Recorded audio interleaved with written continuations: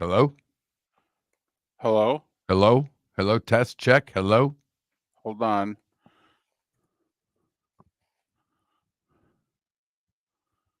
This is weird.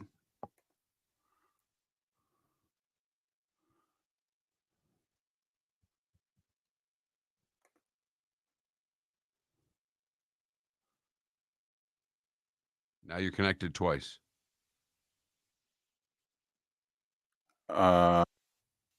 Okay. The other way wasn't.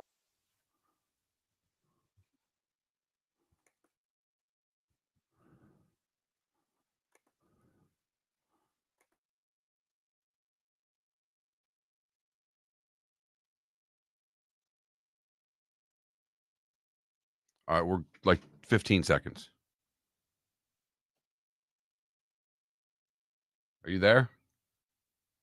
David? David.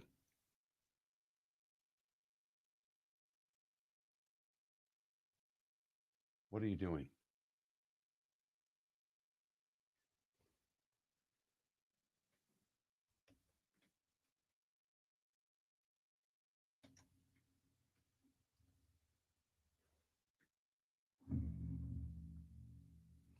Good morning, Miller and Moulton. How the heck are you? It is a football Monday as we are having a couple of technical difficulties to get ourselves underway on the show this morning. Hope you had a great weekend. I know if you are a fan of certain teams, you had a great weekend. If you had the Cincinnati Bengals in your Survivor League, you had an awful weekend. But other than that, welcome to the program. Great show lined up for you today. I see my co-host. I don't know if he can hear me. I can't. I don't know if he's going to join us. Hello, David. Good morning. Are you there, sir? I am, but I think I'm connected twice. Yeah, well, the one that's up on the screen will work just fine. Let's go with that for now. Okay, so you're not here? Oh, No. huh. I am. As long as it works. Top of the morning to you. What the heck are you? Miller and Moulton, MillerandMoulton.com, Miller_Moulton on X. Thanks so much for being with us. We have 2 full weeks of the college football season in the books, and we nearly have 1 full week of the NFL. I'm in Frisco.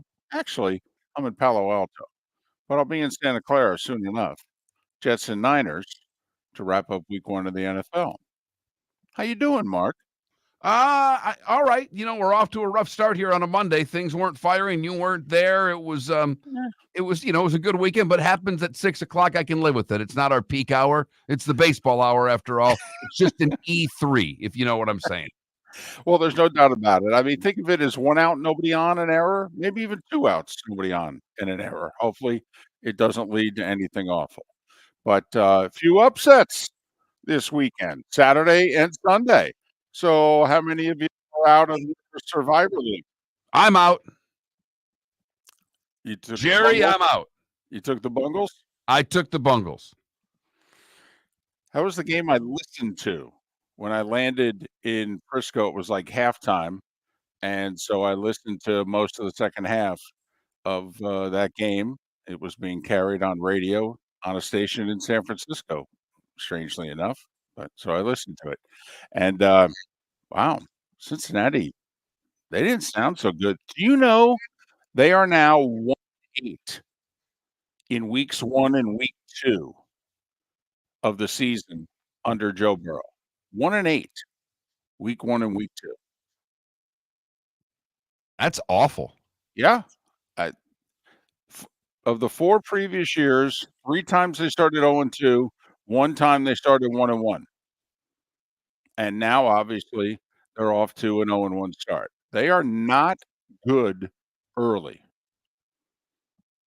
But we didn't think they'd be this bad. Well, no. I mean, you and I have New England fighting to be on the clock this year, for crying out loud, and we both have the Bengals going to the playoffs. That's a game that you have to win. Yes. Even if it's ugly, you have to win it.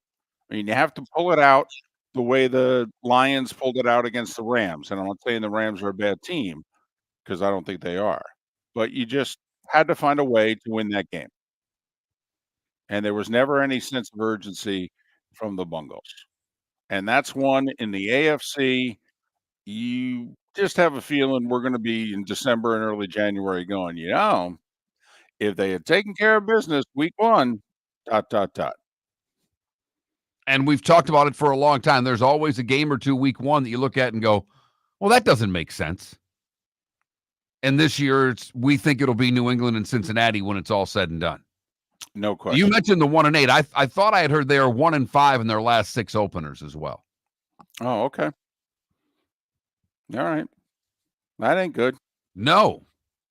Information I probably should have had before I put them as my pick in a Survivor League. Let's be honest, though. We wouldn't have believed it. We would have said, yeah, but how many times do they open with a team this bad?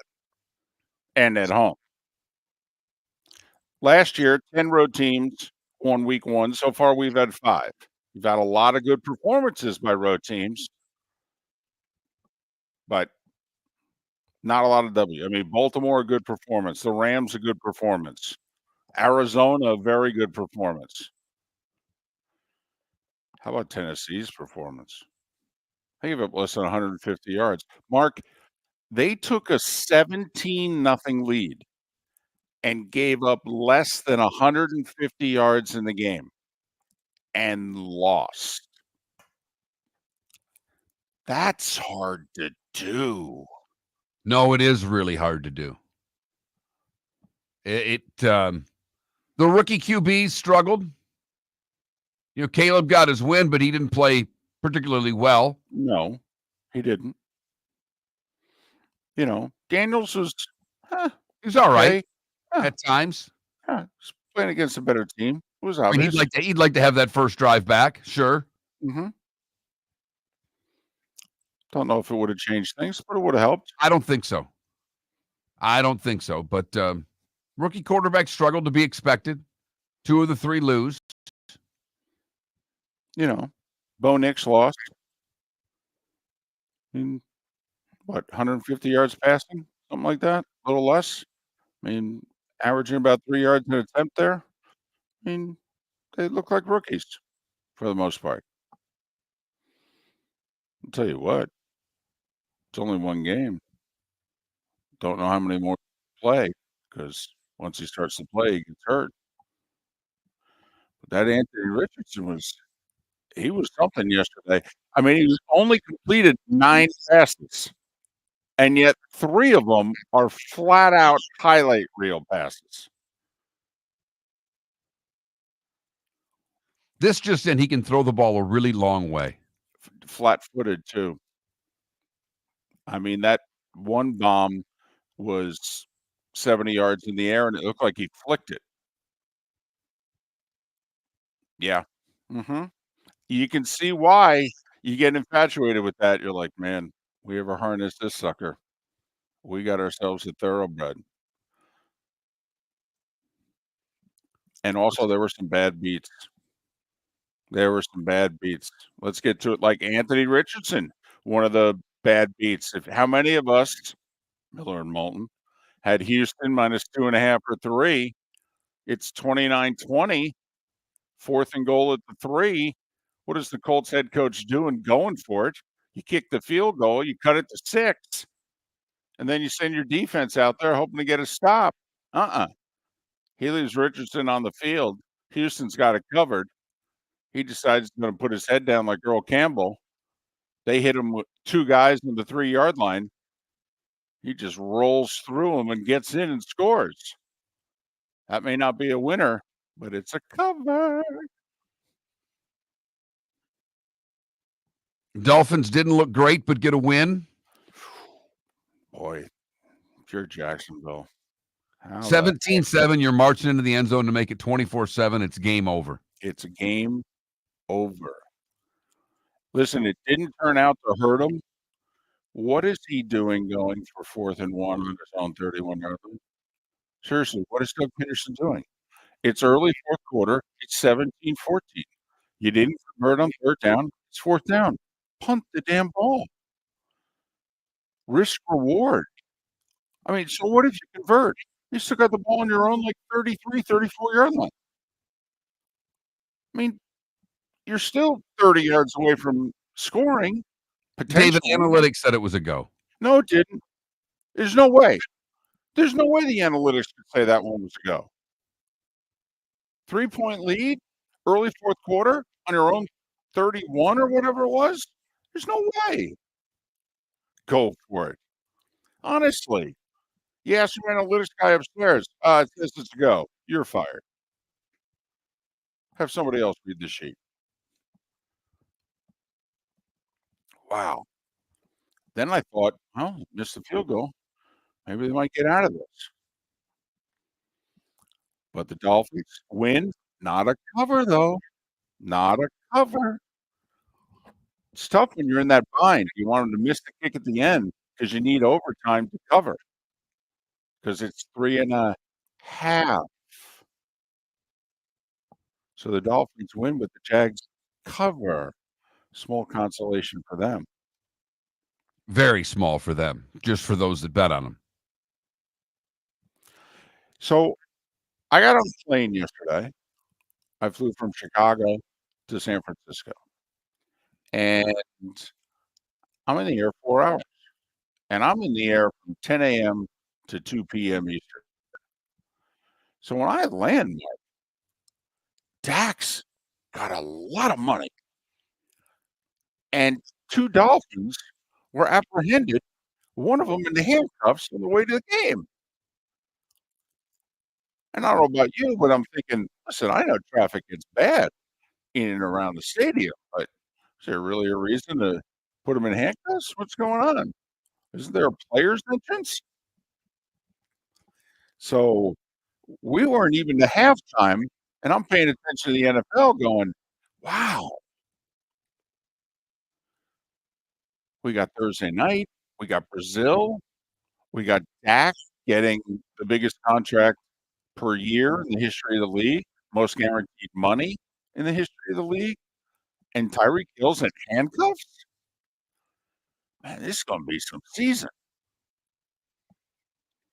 I will say when Tyreek Hill caught the 80-yard bomb to cut the lead to 17-14, Scotty Scheffler was watching going, that's how you respond to playing after getting apprehended.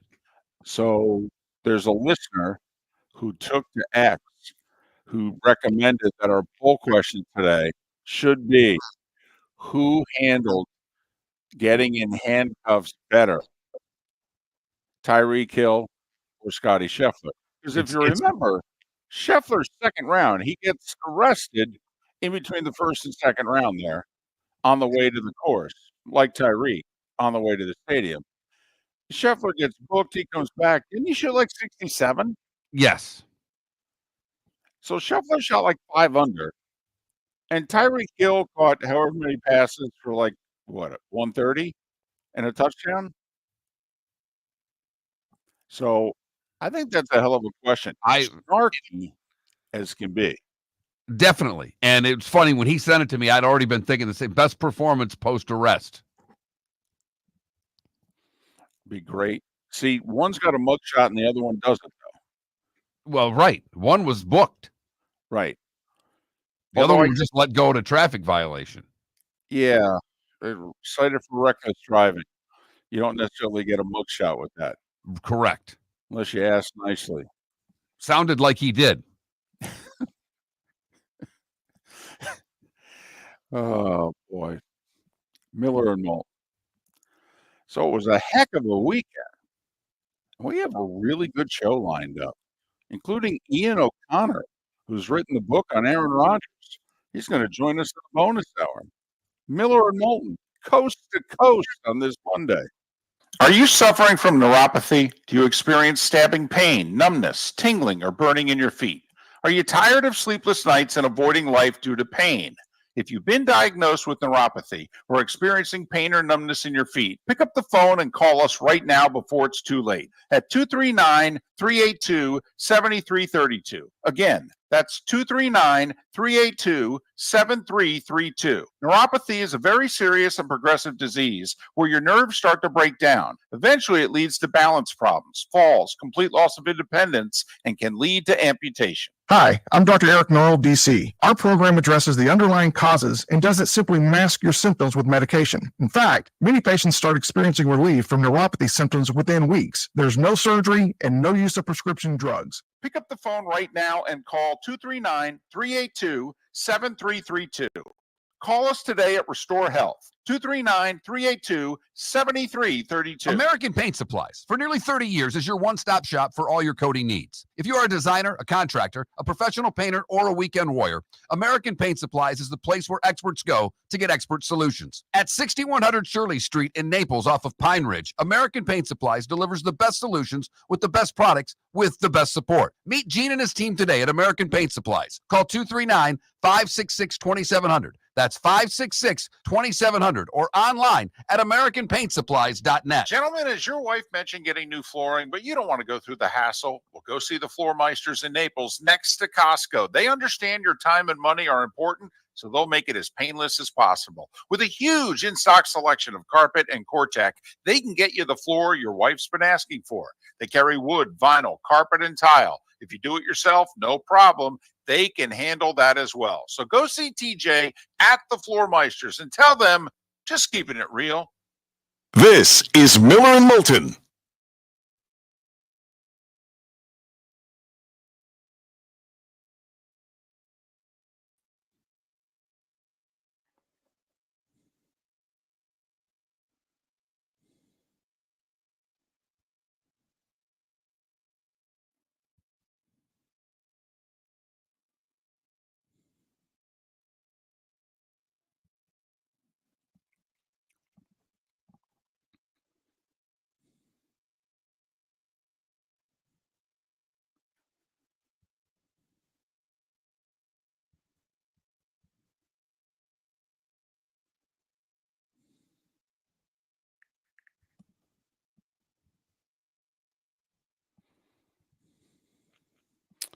Hello, hello.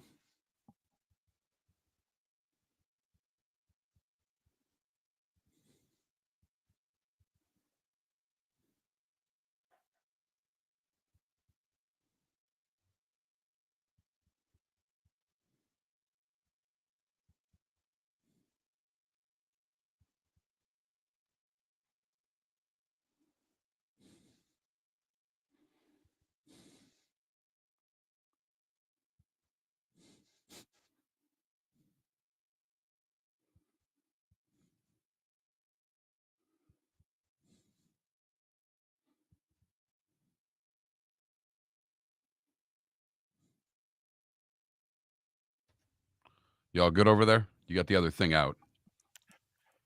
Yeah. So got rid of the echo in my headset. Good.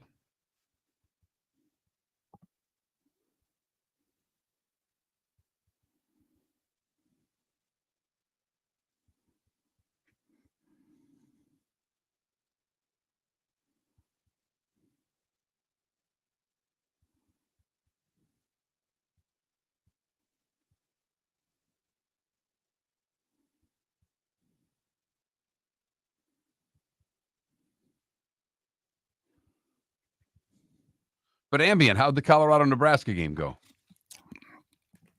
Yeah, there's a few of you. Where's Irish football at this morning? I just Waiting for hello? him. Hello? Hello? Anybody? Hello? You guys come with a lot of venom on how much you know. And this is what happens when you're wrong.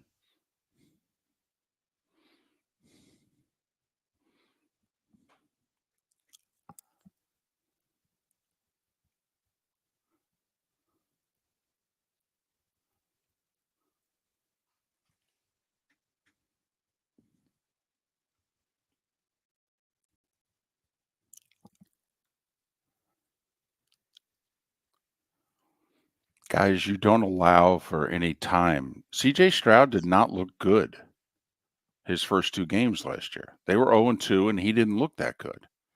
So just, it's kind of like Brady as a broadcaster. Could we give him 6 to 8 games?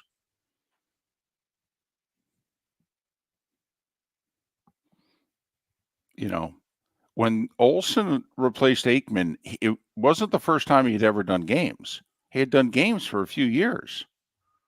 It was just he was doing better games now. Just give these rookies a chance. But it's why you bet against him early. Wasn't our first week. We did Akron, Ohio State on August 31st. No, it's different though. Just the little things of, we knew all the comfort of the SEC, the people's names in the hotels. We just, the stadiums, the people there, you knew where the booths were. Although I loved Kinnick. I loved it. You're very close to the field. You're high up, but with a great view. Man, the wave, I thought we did a good job producing it at the end of the first quarter, the wave to the Children's Hospital. That was cool. I got goosebumps. They had a flyover, an Apache flyover, and chants of USA, USA before the opening kickoff. I was in. 10 seconds.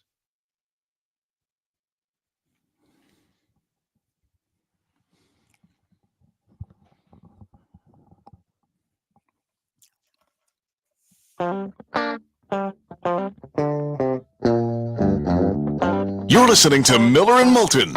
And now, here's Mark Miller and David Moulton. 21 minutes past the hour. Top of the morning to you. Miller and Moulton, millerandmoulton.com, Miller_Moulton on X. By the way, I want to give credit to the sufficient amount of snark to be able to contribute mightily to Miller and Moulton. It was Guillermo on X who reached out to both Miller and Moulton and said, guys, I got your poll question.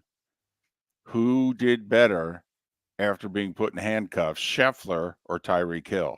Great question, Guillermo. I think we should go with it. We'll see what Mark ultimately decides. He has veto power on the poll questions. Oh, no. It's going up. Just a matter of seconds of me typing it. I've had a bad morning on X. I didn't even put a show tweet out that I normally do. Let people know we've got Brandon Tobin in an hour to talk about the Dolphins and Tyreek, that we've got Tony Catalina in 2 hours to talk about Dak and the Cowboys, and that we've got Ian O'Connor, author of Out of the Darkness, The Mystery of Aaron Rodgers, another New York Times bestseller, his 5th.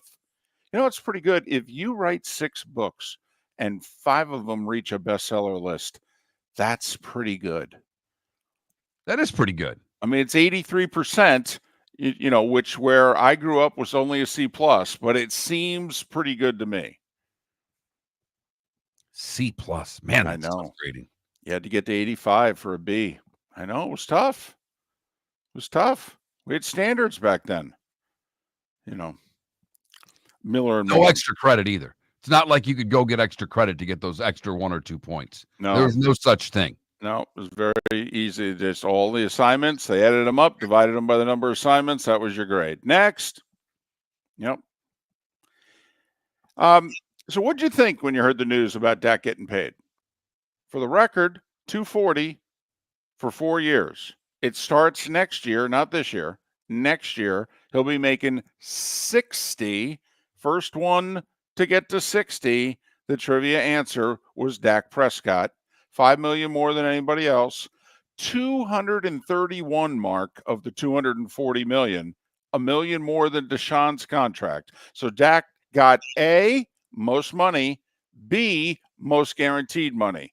Yeah, Jerry really showed him. They're all in. Well, they are now. They can get Mike assigned. They can complete the trifecta and be done with all of this. But David, I guess I was just surprised by the timing of it. I really wasn't surprised by the money. It's very Cowboys to have the biggest contract that there is. It is. Well, but then why wait until the day the season starts? If you deep down knew you were going to pay the man his money, you should have done it a year ago when it would have been $50 a year, not $60. I mean, How did this guy become a billionaire running businesses like this? I mean, seriously. Makes no sense. He could have gotten Dak for 5 years for the amount of money he gave him for 4 if he had done it a year ago. All right. Perhaps. You know, the one thing that we don't know in this whole negotiation is how hardball Dak Prescott was playing this. Oh, no, we know. No, and I'm not being a jerk. We do know. Dak has made no bones about it. First time around, he made no bones about it. And he said to Jerry, hey, man, I was a 4th-round pick. You got me on the cheap for 4 years. I ain't giving you a dime. He said that 5 years ago when he negotiated. So, I mean, oh, no, Dak was saying to Jerry, and I believe, Mark, the reason it got done is that deep down Jerry knew if he didn't have him signed by opening day, he was leaving. On principle alone, Dak was leaving. Normally, I would agree with you. I just know that there's so much extra money being the Dallas Cowboy quarterback that I'm not completely certain that Dak would have left. Only, you know, if he was playing for 28, 29 other franchises, I agree with you wholeheartedly. I don't know completely if he was going to leave the Cowboys, because when you leave the Cowboys, you are leaving a lot of money on the table. Did you see some of the quarterback play in the league yesterday? I don't know how much money he'd be leaving the table, Mark. Nashville, Carolina, New York. There's a few places. Pittsburgh, there's a few places who could really use a quarterback. I understand, but you know what I mean, the beyond Yes. franchise, No doubt. beyond what you're getting Right. from the franchise. There is a value of being the Dallas Cowboy quarterback, and it is a There very is. high value.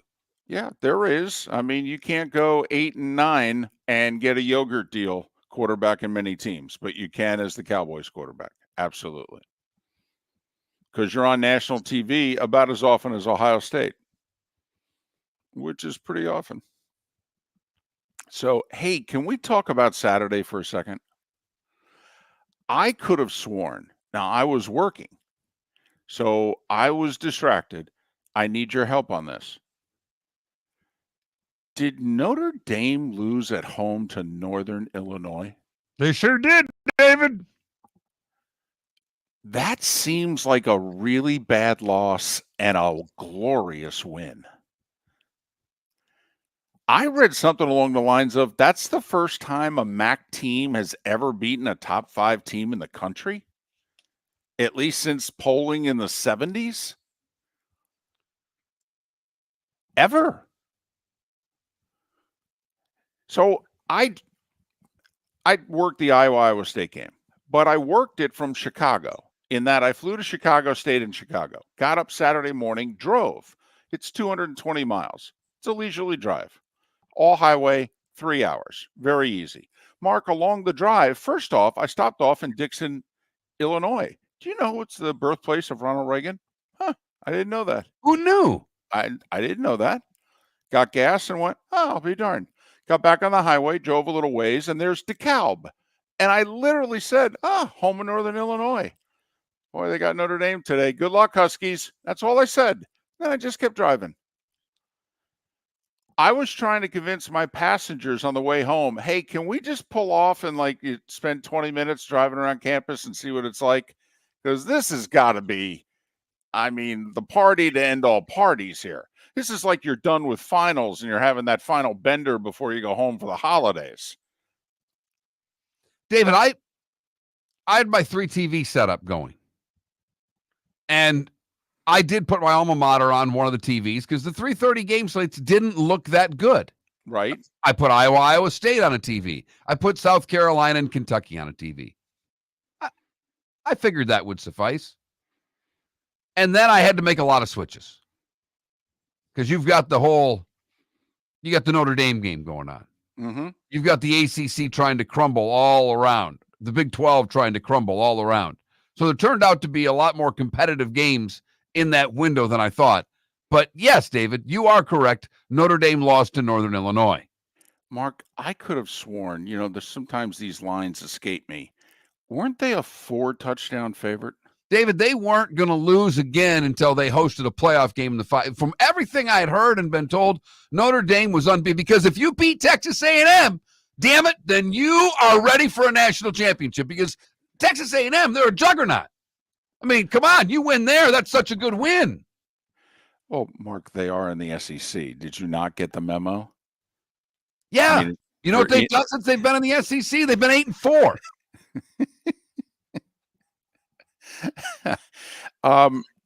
Marcus Freeman has a lot of Ron Zook in him.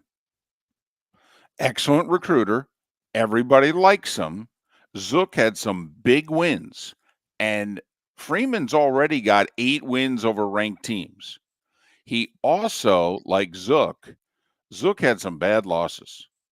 And ultimately, after losing at Starkville, Jeremy Foley said, yeah, I can't take this anymore, and fired him walking off the field. Marcus Freeman at home, Mark, has lost as a 3 or 4 touchdown favorite 3 times. He hasn't been the Notre Dame coach that long to have suffered losses like this. At home. What, Marshall, App State, Northern Illinois? All between 16 and 28-point favorites? Whoo-wee. You got to make the playoff because they can get anybody to do that, Marcus. Anybody. The starting 5 is next. Is snoring bothering your spouse? Would you like to sleep in the same bed again? Do you know that snoring can affect your sleep cycle and cause lower testosterone levels? At Sleep Treatment Direct, we have easy solutions. We have a simple laser procedure that can improve snoring in 10 minutes. If you would like to get back in the same bed or are looking for a natural way to treat low testosterone, give us a call at 239-444-1741. That's 239-444-1741. Or go to sleeptreatmentdirect.com. That's sleeptreatmentdirect.com. Sleep Treatment Direct. Sleep safe and sound. Wine glasses never fall over until you get a brand new rug. Oh, no! Ketchup bottles act normal till you're wearing a new shirt. Oh, you kidding me? And rocks lie peacefully on the road till the day you get a brand new windshield. Then they fly up off the road and attack without mercy. That's why new windshields from Glass Doctor come with our windshield protection plan. Unlimited repairs and 1 replacement for 12 months. Don't just fix it, protect it. Glass Doctor, a neighborly company. At Physical Therapy and Balance Centers, our goal is to help you love your life. When your life is sidelined by an injury, dizziness, surgery, or condition keeping you from doing what you love, we're here to help you heal and feel your best. Our therapist evaluation will determine the root cause of your health challenges, resulting in a unique treatment plan customized just for you. Visit www.physical.com to find your nearest location and see how we can help you love your life.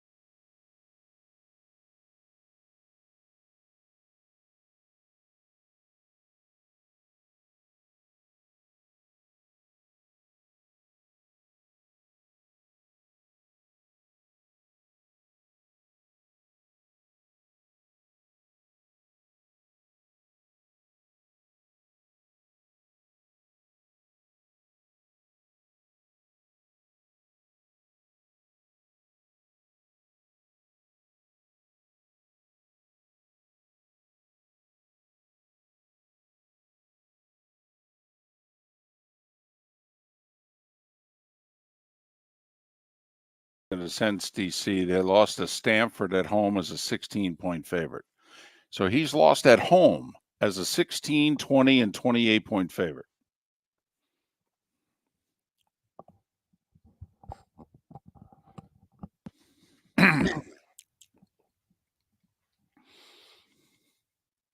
Oh, there's Irish football. Come on now. You're really not going to get. Come on. Easy to bash after a loss. Irish football, you've talked more smack in here about how great Notre Dame is, how great Colorado is, and how great Denver is. Take it. Come on. Rough weekend. That's what life is a sports fan. You lost in Northern Illinois. Hello. A good Northern Illinois team, you know. We'll see. 16 starters picked to finish in the top 3 in the MAC, but still 4-touchdown favorite at home. My question is, once again, where's the offense? They got a general. I mean, they got outgained by 100 yards in that game. Less than 300 yards total offense against Northern Illinois at home.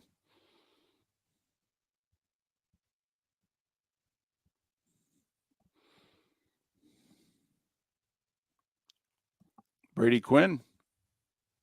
You could argue that. I'll tell you. We're probably not going to have music coming out here. Something happened here. I don't know what's going on, and I can't fix it, David. Okay. Yeah, I thought South Florida played them tough. I thought Alabama made sure to tack on some late scores to make it look better than it was. Yeah, South Florida's going to be a problem for teams in that conference. They played hard. How about in 2 weeks when they host Miami?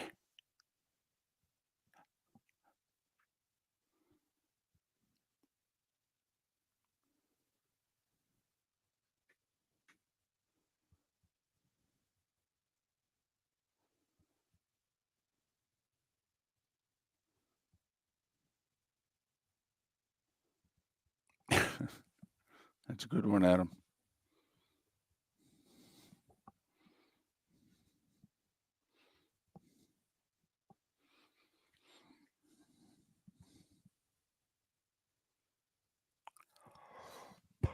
Ooh.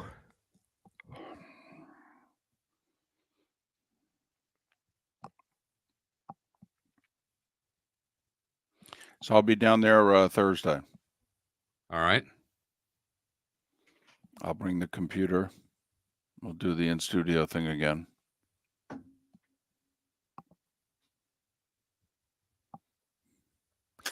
Well, Ambient, they can if they win out. The question will be, what if they win their next 9, lose at USC, and go 10-2? That'll be the question. Are they in? Probably depends on how the whole season plays out with everybody else. My guess is yes, they'd sneak in, but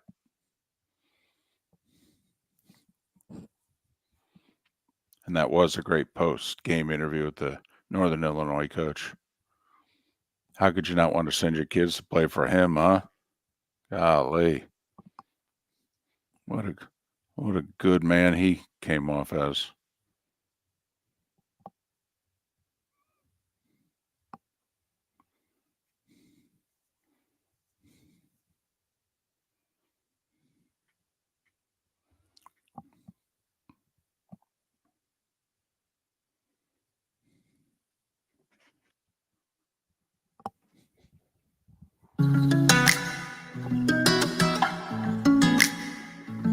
Welcome back to Miller and Moulton. Text the guys what's in your mind at 21,000. That's 21000. And now, here's David Moulton. 22 minutes before the hour. We're off to a little shaky start here. We've got one error up on the board, and we've got one that could have been ruled an error, but ultimately wasn't. Okay, technologically, we've had an interesting start to Miller and Moulton. We're doing the whole bi-coastal thing. You know, Mark's in the 239, and I'm in San Francisco. 2:23 a.m. officially was the wake-up call, by the way. 2:23 a.m. Ooh, that's early. That is. Yeah. Mm-hmm. I was ready to go to bed. It was 5 o'clock. Bright sunshine. I can't get the room dark. I haven't even had dinner yet. I'm ready for bed. Good show lined up for you an hour from now. Brandon Tobin. We'll talk Tyreek Hill getting apprehended and the Dolphins rallying to win. 2 hours from now, Tony Catalina Everybody's getting paid in Dallas, and they looked really good. And Ian O'Connor will join us in the Diamond District bonus hour, author of Out of the Darkness, The Mystery of Aaron Rodgers. So a nice little show lined up for you. Time for your comments, 21,000 on the text line. Make sure, if you haven't in the last 6 weeks, the new keyword is Miller. Only have to do it once. Miller at 21,000, and then we get your text. Otherwise, they go to Trent and Detroit or wherever he is in Michigan. And, he forwards them to us, but it's not the same thing. And, of course, you can take us in on Twitch and comment in the Twitch chat room. Right now, it's time for The Starting Five. 5 big stories you need to know. Here is The Starting Five. Dak got paid $60 million per for 4 years, and 96% of it guaranteed. So, A, most money per season of any player ever. He's the first one to get to 60. And B, most guaranteed money ever given out. Deshaun Watson's got $230 guaranteed. Dak now has $231.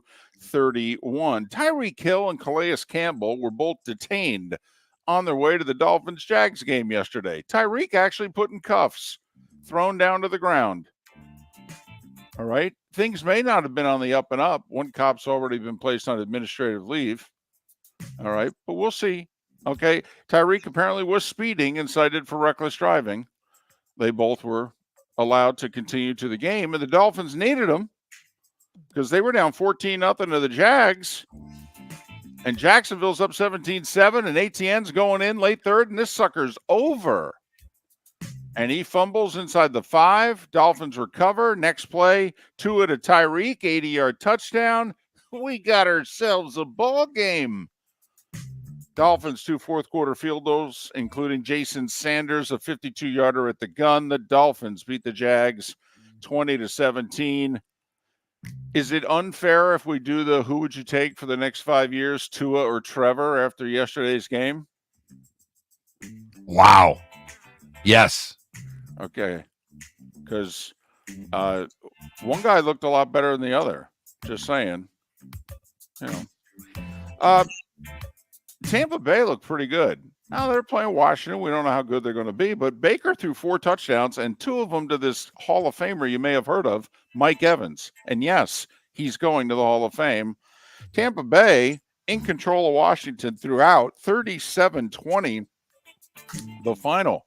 I also marked kind of the game within the game. We've been talking about the Bucs. I thought they ran the ball a little bit, and they used even their backup running back. Didn't he have over 60 yards? Well, that's what I noticed, is that they were able to get multiple backs in, and they like that backup. Bucky Irving, is it? Irving, yeah. Thank you. And he played well in the spots that he was in. Yeah. So the Titans led the Bears 17-0. And they cruised to a win because, well, they held the Bears to 146 yards of total offense. Oh, no, wait. It says here the Bears won 24-17. How the hell do you come back from 17-0 down without an offense? Well, you block a punt for a score, you get a pick 6. By the way, as pick 6s go, is there going to be a worse pick 6 by a quarterback this year than Will Levis week 1? I mean, do we just put that up as the gold standard of god-awful pick 6s this year and dare anyone else in the league to beat it? Did you see that? Being dragged to the ground, he thinks he's going to be able to shot put the ball from the hash mark all the way out of bounds to avoid the sack. He literally, guys around his leg pulling him to the ground. If he could shot put it that far, he'd be in the Olympics. So Bears get the win, 24-17. Carolina's on the clock. Now, there are other teams that are raising their hand going, not so fast, my friend, but no. Mark, when you're losing 30-0 in the second quarter of the first game of the year, I mean, you worked 6 weeks for this. You worked all off season for this. They claimed all those guys off waivers for this. Wow. Derek Carr, 3 touchdowns. New Orleans beat Carolina 47-10. Holy smokes. The Steelers didn't score a touchdown, yet won. Good to see things changed in Pittsburgh. No Russell Wilson. Justin Fields played the whole game. Russ's calf is bothering him. That's an old man injury, isn't it? Mid-30s, all of a sudden the calf. And it's not getting better, David. No, it's not. That's where the old man injury comes into play. Right. Uh-huh. It's one thing to injure. A lot of players injure calves. They all come back. At some point, right. Chris Boswell, 6 field goals. Steelers over the Falcons, 18-10. 6 field goals and a punt. Right. By the way, not that it would have mattered because the punter got hurt and you think he's out for the year, but they called holding on the Steelers on that play. Right. Obviously, the guy ran into the punter and nothing. I mean, I don't want to say he got hurt or anything, but they think he's done. Upset of the day, Patriots over the Bengals, 16-10. Cincinnati held to 224 yards of total offense, and they had 2 turnovers on top of it. Buffalo rallied. Josh Allen, he's really good. He's a problem in the AFC East. He really is. 4 touchdowns, 2 rushing, 2 passing. He did injure his non-throwing hand. They're not sure if he broke it or not. Bills rally 34-28 over the Cardinals. Houston held off Indianapolis 29-27. Stephon Diggs, new home, 2 touchdown receptions. Anthony Richardson, he was a highlight reel. He did account for 3 touchdowns. Sam Darnold completed like 14 of his first 15 passes. Sam Darnold, by the way. Yes, that's Sam Darnold. All right. Vikings throttled the Giants much worse than the 28-6 final. Daniel Jones with a pick 6. All right. Yeah, he is going to tell all quarterbacks to hold my beer when it comes to pick 6s, David. He's terrible. He is, but I don't know if he'll have a pick 6 worse than that Levis pick 6. That was amazing. By the way, with a 1-point lead in the 4th quarter, he threw that pick 6 also. Levis did. Did you see the Giants uniforms? The Montreal Canadiens-esque Giant uniforms? I thought the helmet was like the Michigan Wolverines, only the Giants colors, and then the rest of it was the Canadians. So I thought it was the Michigan Wolverines helmet and the Montreal Canadiens uniform. I would put that as comparable with the Steelers Bumblebee uniforms. It was bad. It was awful. I think it's a worst 5 uniform of all time. And that's another thing. This department thought the whole offseason, they looked at this and they said, this is the route we should take. We should go with these. Dallas doubled up Cleveland 33-17. Game wasn't even that close. Chargers, J.K. Dobbins, 135 yards rushing, all but 4 of them in the second half. Chargers outlasted Vegas 22-10. Minshew in that offense did not look good yesterday. Seattle, they kind of had Denver at arm's length. Denver scored late to make it 26-20. Bo Nix, 2 interceptions, just 138 yards passing in his debut. Really good one on Sunday Night Football last night. If you missed it, Lions led by 2 touchdowns. Rams came back, took a 2017 lead. Lions tied it late, won it in overtime, 26-20. Niners, 3.5-point favorites at home against the Jets tonight. It's this little thing they call Monday Night Football. So the 2 Americans, okay, Pagula on the women's side, Fritz on the men's side, they made the finals. They both got beat. Pagula in straight sets, tough close match on Saturday. Taylor Fritz, straight sets. He had a 5-3 lead in the 3rd, was serving for the set, blew it. Top seed Sinner, he won the U.S. Open. Baseball. Cubs beat the Yankees 2-1 to avoid the sweep. Yankees still a half game up on Baltimore, however, because the Rays beat them 2-0. So Boston lost to the White Sox. A, losing to the White Sox is bad, but B, Mark, Boston had a chance to gain ground on Minnesota, who's now the final playoff team in the American League, because the Twins got swept over the weekend by Kansas City. So the Royals are just 2.5 behind the Guardians, and the Twins are clinging to the 6th seed. Cleveland lost to the Dodgers 4-0. Ohtani is 46th homer. Braves rallied to win in 11 against Toronto, while the Mets' 9-game winning streak was snapped. They lost to Cincinnati 3-1. Mets and Braves are tied with 3 weeks to go. Marlins beat the Phillies 10-1. Phillies lead is 7. Their magic number is 13. Seattle beat St. Louis 10-4. And they are 3.5 back, Seattle, of the Twins for the final wild card. Detroit also 3.5 back. There we go. Yeah. I mean, come on, bury Yep. the lead. What? This isn't the Michigan Sports Network. Okay, so Seattle and Detroit, both 3.5 behind the Twins. Thank you. Bury the lead. That's funny. Arizona 12-6 over Houston on Sunday Night Baseball. Astros leads 4.5. Milwaukee lost to Colorado, but their magic number to clinch is 10. Padres lost to the Giants. They are 6 back of the Dodgers, but they are the 4 seed. Pirates and Rangers also victorious. Race 1 of the playoffs, Joey Logano, a winner in overtime in Atlanta, so he automatically advances to the second round. Ross Chastain led 13 laps, but finished 13th. And, Mark, we got new polling. No, I don't mean Trump and Harris, whatever. No. College football polls are out. AP and the coaches poll. So in the AP poll, 6 of the top 7 teams are in the SEC. Number 1, Georgia. Number 2, Texas. 4, Bama. 5, Ole Miss. 6, Missouri. 7, Tennessee. Only 3rd-ranked Ohio State interrupts the SEC party. Penn State 8th, Oregon 9th. Miami 10th in the AP poll. Coaches poll, they keep Ohio State number 2. 6 of the top 9 teams are SEC. Miami 12th, Notre Dame 19th. I do want to point out, Mark, once again, Notre Dame, Northern Illinois, did they play recently? Yeah, they did in South Bend. Northern Illinois beat them. Oh, so Northern Illinois won. Right. Okay. Well, Notre Dame in the AP poll's 18th and Northern Illinois is 25th. In the coaches poll, Notre Dame's 19th and Northern Illinois is not ranked.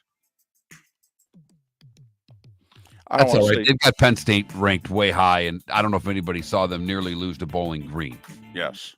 I mean, come on. Mm-hmm. SIDs, when you're doing these polls that the coaches are signing, could you Right. pay a little bit of attention? Right. Assistant SIDs. Come on now. You know, assistants to the football coach. One of you analysts, one of you interns. Could you do a better job of filling out the ballot, please? We'll say South Florida played Alabama really tough for 3+ quarters. Bama tacked on some late scores. The game looked non-competitive. If you just looked at the score, it was actually very competitive. 2 Saturdays from now, South Florida going to host Miami. That could be interesting. Just saying. Come on now. If you can play Alabama into the fourth quarter, you can play Miami into the fourth quarter. Absolutely. So, you know, just saying. 8 minutes before the hour, that was the starting 5. 5 big stories you need to know here on Miller and Moulton. Oh, WNBA, by the way, we lost our bet on Friday. Yeah, I know. Our heater's long over. Oh, well, we lost 2 in a row. Come on, it's not. We hadn't lost a bet in 2 months on the W. Caitlin Clark, another double-double, 26 points, 12 assists. Indiana in overtime over Atlanta, 104-100. They've clinched a playoff spot. They're likely the 6th seed. The problem is they're going to have to face Minnesota, and Minnesota's 3-0 against them, including beating them again on Friday. Coming from behind, too. Yeah, they whooped them. Well, they were losing the whole first half. I know, but they ended up whooping them. I know they did. So that's their kryptonite right there. The Lynx, the Fever have nothing for the Lynx, Mark. So keep that in mind.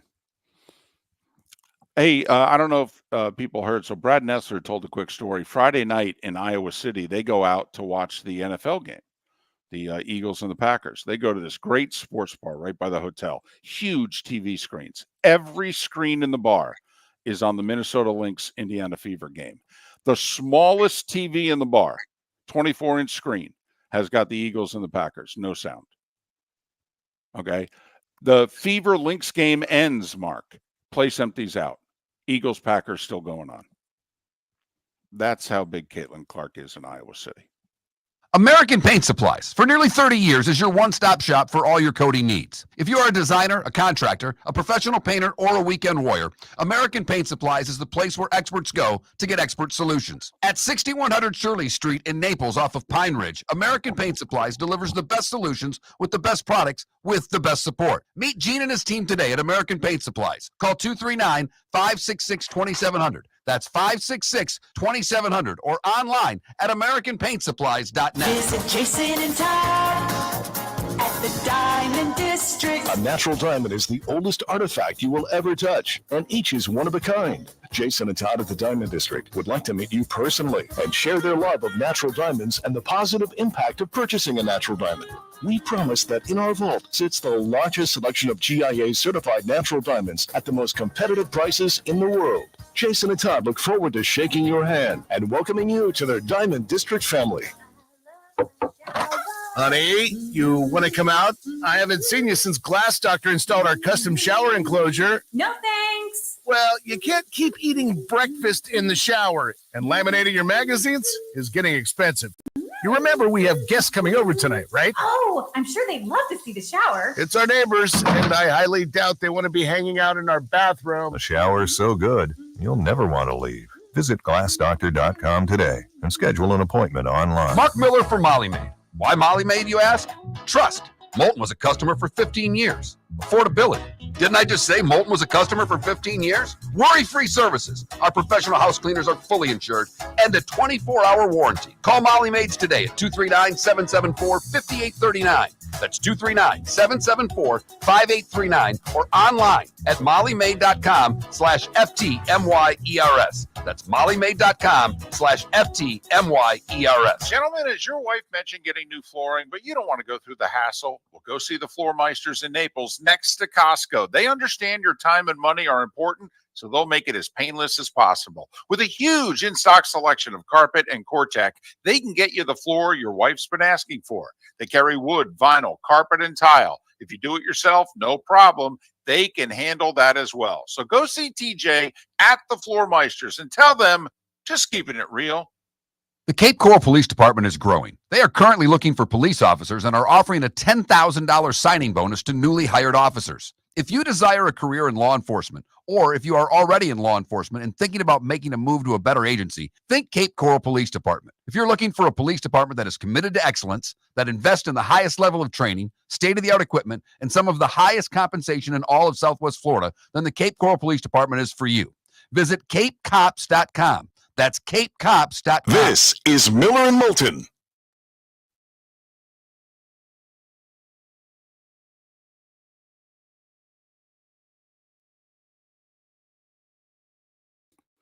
No, it was OK Music. It was their 100th anniversary tribute uniform, but they were hideous.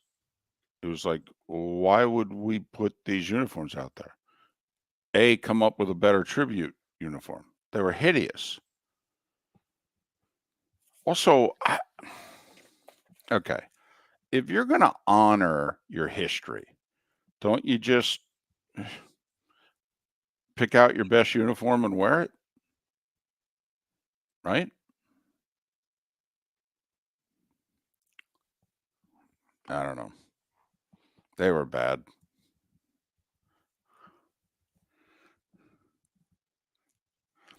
I don't know, Arch. Might have to go back to, change his hair color.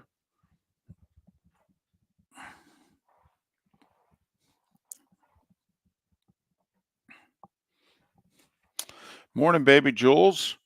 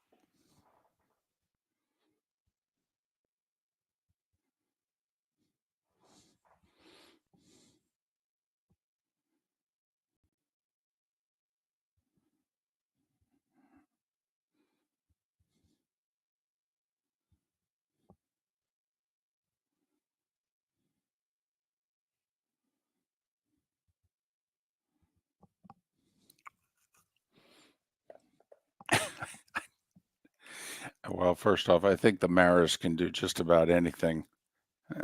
Roger kind of lets John Mara do whatever he wants.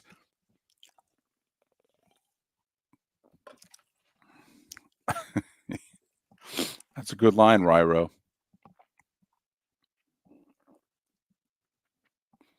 The goal Monday nights to Tuesday mornings is 4 hours.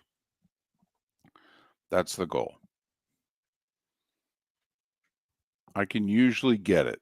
It's close. Sometimes it's 3.5. Sometimes it's 3, but the goal is always 4.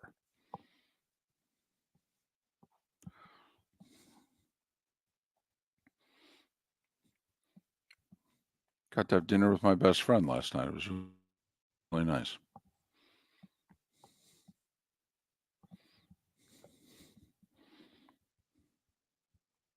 Okay, I don't see a show open in here, so we may get a top of the hour and we may not, David. Just be aware. Okay.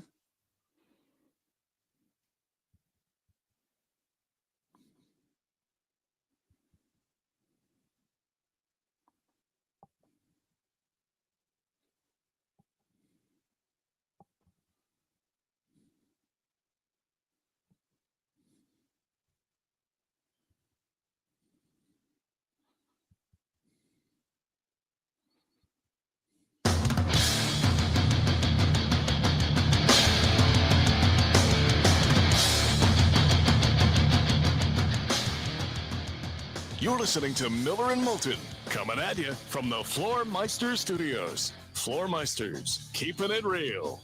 And now, here's Mark Miller and David Moulton. Hour number 2 of Miller and Moulton on this Football Monday, if you will. I'm in San Francisco, technically Palo Alto. Mark in the cozy comforts of the 239. It's Miller and Moulton coast to coast. Thank you very much. Here on this Monday, top of the morning to you. Hope you had a great weekend. Hey, we talk betting on the show, Mark, from time to time. We do. For the We're record, not very good at it. We talk about it a lot. right? Hopefully others are. Our buddy Lee Sterling's good at it. Another winning week, although didn't get his game of the week right. And didn't get his 40-unit play right either. Oh, really? Oh, Yeah, I didn't he know had what an it was. over in the Colorado-Nebraska game. Oh, we lost on it. Don't you worry. We bet So it long. Nebraska. Oh, we did? Great. That's fantastic. Yeah, Nebraska just moved the ball the whole second half, but they didn't score. Ah, bummer. Look good early, though.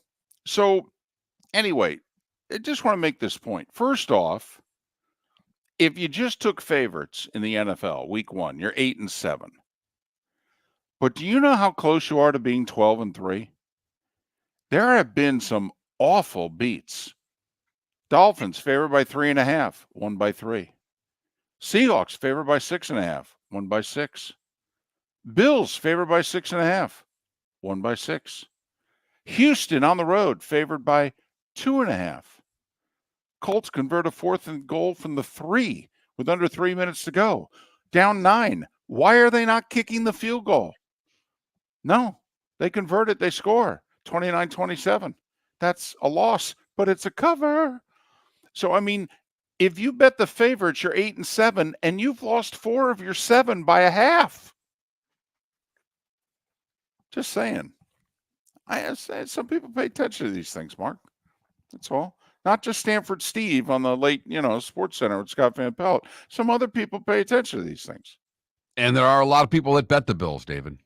A lot of people that bet. That's the one of all those games that I'm sure affected a lot of bettors because the Bills the Mafia has a faithful gambling addiction that we support on this show. Absolutely. We try to feed it if we can. Got to admit, my upset special was Arizona. I felt pretty good about that. They represented up 17-3. They, by the way, took advantage of the new dynamic kickoff. They did. You're right. And we got a run back. That's one. That's one. Yep. We had 4 all last year. All right. The NFL would gladly take 1 a week. They'd jump up and down. I think they'd take 1 every 2 weeks. I agree with that wholeheartedly. And you were right, by the way. Even though I did say we were going to get at least 8, if not 9 or 10 kickoff returns for touchdowns this year. But you said, David, they're just going to pound that sucker through the end zone and start at the 30 instead of the 25. And I'm like, oh, I don't know, Mark. David, please just listen to me, okay?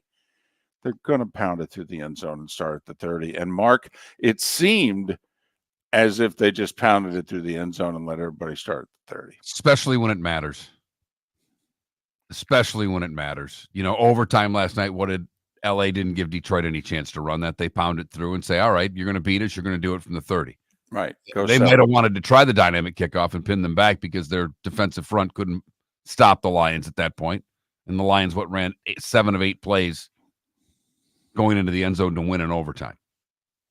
And it was old school. We're going to run it here. You can't stop us. Yeah, you guys seem really tired to us. Okay.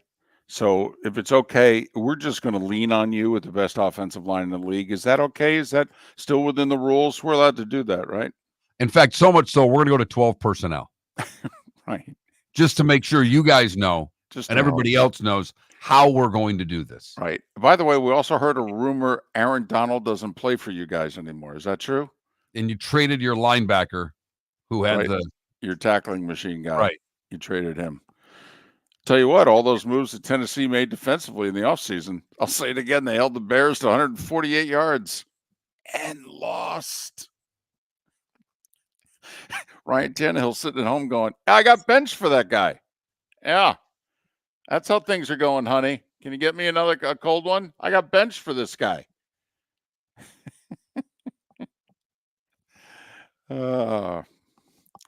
Jets Niners tonight, Monday Night Football. San Fran a 3.5-point favorite. So, based on how things are going, Mark, the Niners should win by 3. Would sum up the first week pretty well. It really would. Over under 43.5. So basically, Vegas is saying 23-20 Niners. All right, I'd sign up for that. Your Arizona Cardinals did pick up right where they left off last year. They worked really hard. They played their tails off, and they lost. Yep, absolutely. And that Kyler Murray, he is entertaining. Don't know if you can go deep in the playoffs with Kyler Murray. You can get to the playoffs with Kyler Murray, and you can sell a lot of season tickets with Kyler Murray. He is fun. He is. Okay. And the NFL's about winning, though, but he is fun. Problem is, he's also short, and at times, he can't see the wide open receivers down the field. And by at times, I mean with about a minute to play, down 6, when a guy's open by 20 yards. It was a problem. It was. But, Mark, we'll take a look at the film and we'll regroup and we'll do better next time. Okay, got it. If you say so. Hey, haven't brought it up in the first hour. So, how many people watched the Cowboys Browns game? Well, you would have had to have had the package in a lot of places where we are, because like where we are in Southwest Florida, we get the Bucs game. That's right, because that was the game opposite the Fox game. The second Fox game was Washington and Tampa. And I had it on without volume. I didn't listen to a second of Tom Brady. Not 1 second. Okay. I made a point. We cover the Bucs, we cover the Jags, we cover the Dolphins more than we cover other teams. I tried to make a point to watch the games of the teams that we cover more than others. Fair enough. So 21,000 on the text line and Twitch chat room. What'd you think of Brady? First off, he didn't get a good game, which, believe me, much easier, Mark, even us minor leaguers. Easier to broadcast a good game or a bad game? No, it's a lot easier to broadcast a good game, and you find out a tough game for Brady to do, because this is where you have to work. This is what you get paid for, is to try to make some of these lopsided games a little more entertaining, to offer your insight of what makes why it's happening. And it's, your one possession games, those are easy. Blowouts, they're a little more difficult. The other thing, which, Tom's going to get compared to the other top analysts. And people now think of Greg Olson as a top analyst because he had the gig for 2 years and he did really well. Well, Olsen didn't just go from sitting at home on his couch to being the top analyst. I mean, Greg Olsen even did a game for Fox while he was still an active player. Greg Olsen then did a handful of years of broadcasting games for Fox before Troy left and Olsen got promoted. He had worked his way up to the number 2 gig, and then they said, here, we'll give you the top job to keep it warm till this Brady guy is ready to do it. Oh, okay. Going to give me a raise? Yeah. Give you an extra $7 million a year for those 2 years. Oh, okay. I'll take $7 extra million. Thanks. So Greg was already an experienced broadcaster when all of a sudden the nation was hearing him for the first time, and they went, oh, wow, he's pretty good. Well, he had 5 years under his belt. Tom hasn't had an hour under his belt. And now he's doing the games that 25 to 30 million people are going to be listening to. So I do think he's starting, when Troy started out, he did a year not as the top analyst. Then he was in a 3-man booth. It was Joe, Troy, and Chris Collinsworth for 3 or 4 years, I believe. They did a Super Bowl together. They did the Super Bowl in Jacksonville, the 3 of them together, before Chris left shortly thereafter to be the heir apparent to Madden at NBC. But just curious, everybody's thoughts about Brady. Okay. The only thing I listened to was late was after the Tampa game was over. That game came and they still had about 5 minutes left. And his play-by-play guy, Burkhart, thank you, said it's got to be nice to doing games in front of people now, making reference to the fact that all Brady's done is taped games. And Brady didn't get what he was saying. Like, started talking about something else. And it's like, Tom, my advice to you for the little bit that I listened would be for you to listen. I will say, and I'm fine with it. All right. I'm still fortunate enough where Vern, even though I haven't worked with him in 8 years, Vern still texts me because he still watches some of the games that I'm at, and he will text me. And Vern, Mark, hates the nicknames. He hates the, TB, KB, EA. All right. And that's all the Fox crew does. Burkhardt is KB. Tom Brady is obviously TB. Aaron Andrews is EA. Okay. And Tom Rinaldi. Okay. He even got a TR. Okay. They threw it back to the studio. Okay. They all have nicknames and what have you. And so I kid you not, there was a 10-second sequence in which I thought I was listening to like truckers on ham radio back in the 70s and 80s. I mean, it was, you got it, EA. Thanks, TB. All right. And we'll go back to JB in the studio, huh? Exactly. Okay. Even though that's not the right network. I know. And I'm okay with that. I am. But some people I know are not, and some people that are not just broadcast. So I was curious. They're a team. They get along. They're in a fantasy football league together. They dine together. They're friends. So that's how they were trying to come off yesterday. A lot of season left. Can't wait till they get a good game when he actually has to break down and analyze something that matters. Other than Deshaun Watson playing poorly once again. Yeah, I really do think the NFL rules about him still wanting to become owner of the Raiders, and he's not allowed to criticize officials. He's not allowed to even criticize players, okay, because he can't comment about individual players as an owner of another team. I think that's going to make it difficult for him to do his job. Yes, it is going to make it difficult. You have to be critical of people and things to do this job and do it correctly. And if you've ever listened to Tom on his weekly radio show for the last few years, he's very opinionated. And I'm not sure now that he can be. Miller and Moulton. The Cape Coral Police Department is growing. They are currently looking for police officers and are offering a $10,000 signing bonus to newly hired officers. If you desire a career in law enforcement, or if you are already in law enforcement and thinking about making a move to a better agency, think Cape Coral Police Department. If you're looking for a police department that is committed to excellence, that invests in the highest level of training, state-of-the-art equipment, and some of the highest compensation in all of Southwest Florida, then the Cape Coral Police Department is for you. Visit capecops.com. That's capecops.com. Gentlemen, as your wife mentioned getting new flooring, but you don't want to go through the hassle, well, go see the Floor Meisters in Naples next to Costco. They understand your time and money are important, so they'll make it as painless as possible. With a huge in-stock selection of carpet and Cortec, they can get you the floor your wife's been asking for. They carry wood, vinyl, carpet, and tile. If you do it yourself, no problem. They can handle that as well. So go see TJ at the Floor Meisters and tell them, just keeping it real.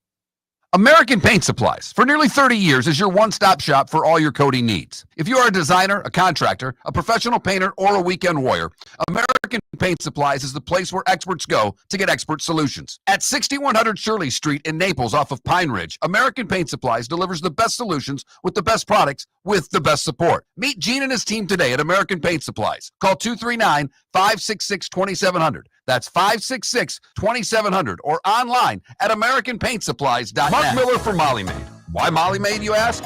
Trust. Moulton was a customer for 15 years. Affordability.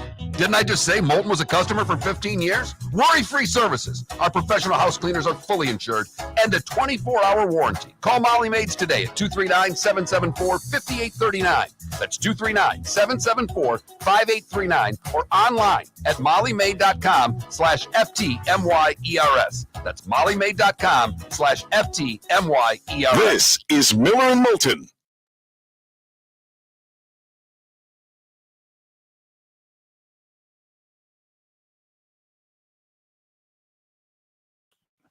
And we've got a couple of diehard Broncos fans in the Twitch chat room, and they both were depressed at how Bo and the offense looked. I mean, his stat line wasn't good. 138 yards passing, 2 interceptions, although the one interception was a fluke.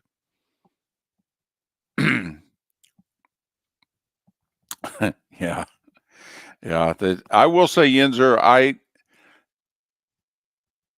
if I'm a fan of those three teams, I want it all to happen the same weekend. I don't want you to keep staggering my agony. Just let's throw it on. I was listening to a little bit of Salee and Luganville have a show on Sunday mornings on the college station, and I like both of them. I don't know which one said it, but basically without Sanders and Hunter, that still might be the 131st roster in college football. Wow. Well, then how many games are they going to win? They didn't think they were going to win more than 4. Big 12 saved themselves on Saturday. Oklahoma State's losing to Arkansas. Tulane's beating Kansas State there. Well, Kansas got beat by Illinois. And Kansas lost to Illinois. It was a...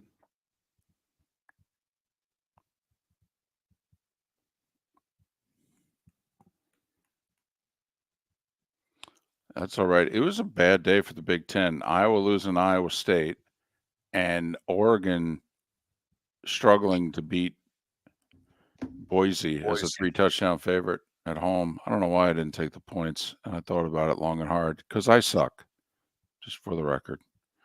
If you didn't know, I followed up 0-5 with 1-4. Well, I had heard so much good information on taking Cal, all the reasons to take Cal, and I take Maryland. All right.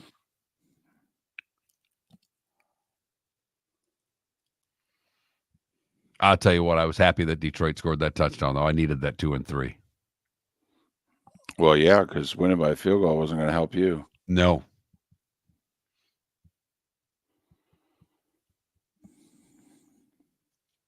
Doug, let me ask you, does your wife, is she a Brady fan when he was a player? Or was she anti-Brady to begin with?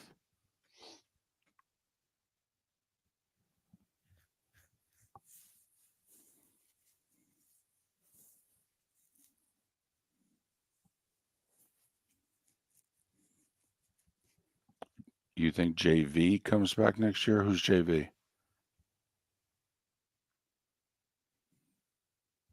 Verlander? I don't think he wants to go out this way. I think he's coming back from an injury. I think he's going to come back one more year, but come back healthy. He could be an off-season retirement if he can't get back healthy.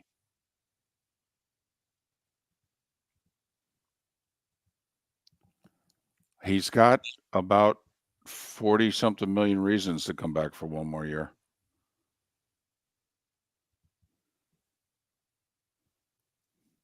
Although retiring to Kate, it's not a bad retirement.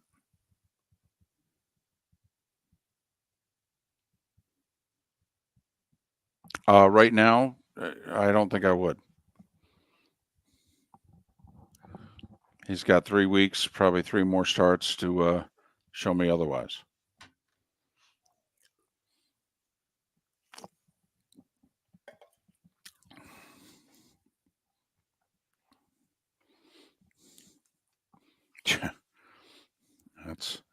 That's the hit parade. You see, that is the hit parade.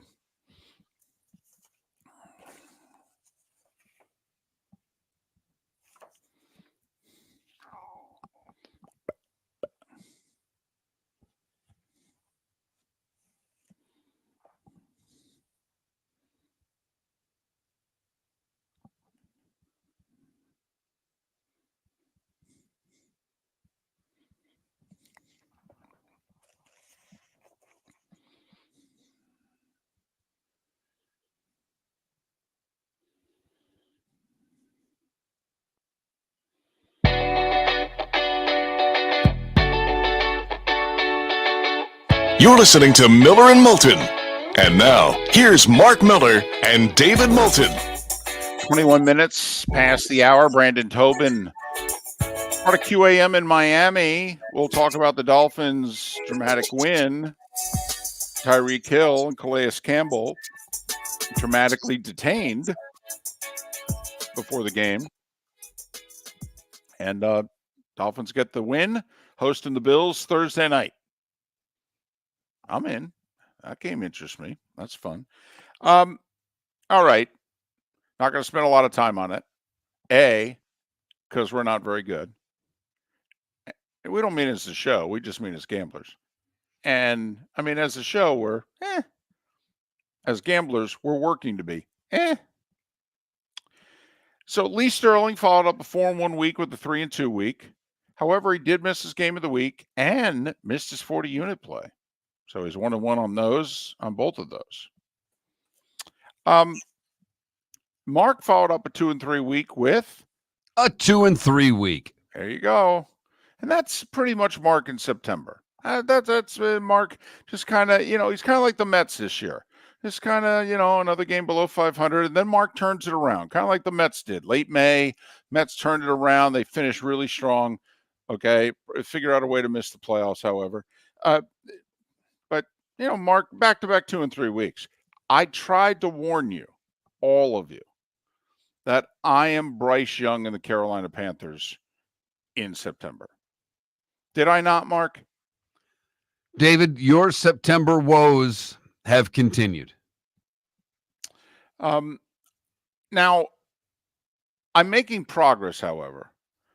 And in, 4 weeks, I'll be 500 for the season because I'm improving a game a week. So I went 0-5 week 1. I followed it up with 1-4. In 4 weeks, you'll be 500 for the season. Great, because think about it. Next week I'll go 2-3. See, no. I totally understand what you're saying in the direction you're going, and what I'm saying is, can I lay any money on that? Oh, I wouldn't bet that that's going to happen. That's just what I'm selling right now. That's what I'm telling the bookie, who's like, you got to pay up, and I'm like, well, I don't have that kind of money. I'm 1-9. All right. And he's like, well, yeah, exactly. I need a couple bucks. I have a family to feed. I'm like, come on now. All right, you give me 4 more weeks, I'll have this thing even. Well, no, I need my money now. So, if it wasn't for South Florida, and by the way, Alabama tried really hard late to cover that one. They were just throwing in garbage touchdown after garbage touchdown after it was a 1-point game in the fourth quarter. They ended up winning by 26, but the spread was 31. That was my only cover. Let me ask you a question, though, because we were entered into a contest against the folks in Jacksonville that follow us. Right. I think we had a winning record with that, didn't we? We had Texas. We had Texas. They were a winner. It didn't matter what the point spread was. I was a winner. We had Tennessee. The Vols, didn't matter if it was 7.5 or 10. That was a winner. And I believe we had Nebraska, right? We did have Nebraska. Okay, so that's 3-0. Okay. Now we took the Dolphins, that's a loss. We took the Browns, that's a loss. We took the Lions. All right, so we're 4-2. We went 4-2. There was We had a winning week, David. Also, there was one game that we differed on, too. I have to go figure out, okay, what that game was. You know, as to whether or not we head-to-head going up against the folks in Jacksonville, all right, whether or not we won or not.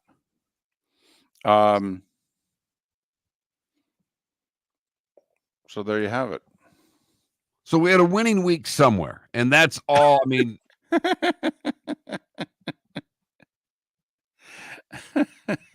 we had a winning week somewhere. Is that another slogan on the T-shirt? Yeah, we had a winning week. ... Somewhere. Home teams are 10-5. Week 1 in the NFL going into tonight. That's just straight up 8-7 against the number. You've had 4 road teams cover by a half a point. Or no, I'm sorry. Favorites are 8-7. My bad. But home teams straight up are 10-5. You know, last year the road teams had the great week 1. So, Mark, okay, remember, 14 playoff teams, the average is 10 that win week 1 are in the playoffs, and 4 that lose are in the playoffs. Okay, Ravens, playoffs, yes or no? Yes. Packers, 0-1, Jordan Love. 0-1, and Love's now out a little bit. Right, minimum 3 weeks is what they're saying. So, I mean, I picked them to make the playoffs. So did I. I would take that pick back right now with Love being hurt. I would. Ooh, okay. Giants. I'm contractually obligated to have said that, okay? I mean, otherwise I would not have brought them up. Washington? No. Arizona? No. Cincinnati? God, I hope so. Is Cincinnati going to be the one team that loses to the non-playoff team that makes the playoff? I hope so. What a terrible loss for the Bengals. The Steelers are in first place in that division, right? Everybody else, the only team that won. Right. Yeah. So, and they're the ones that we doubted the most, right? Absolutely. So you've got the Ravens and the Bengals as having lost week 1 that you still believe are playoff teams. Okay. Tennessee, Carolina, Atlanta.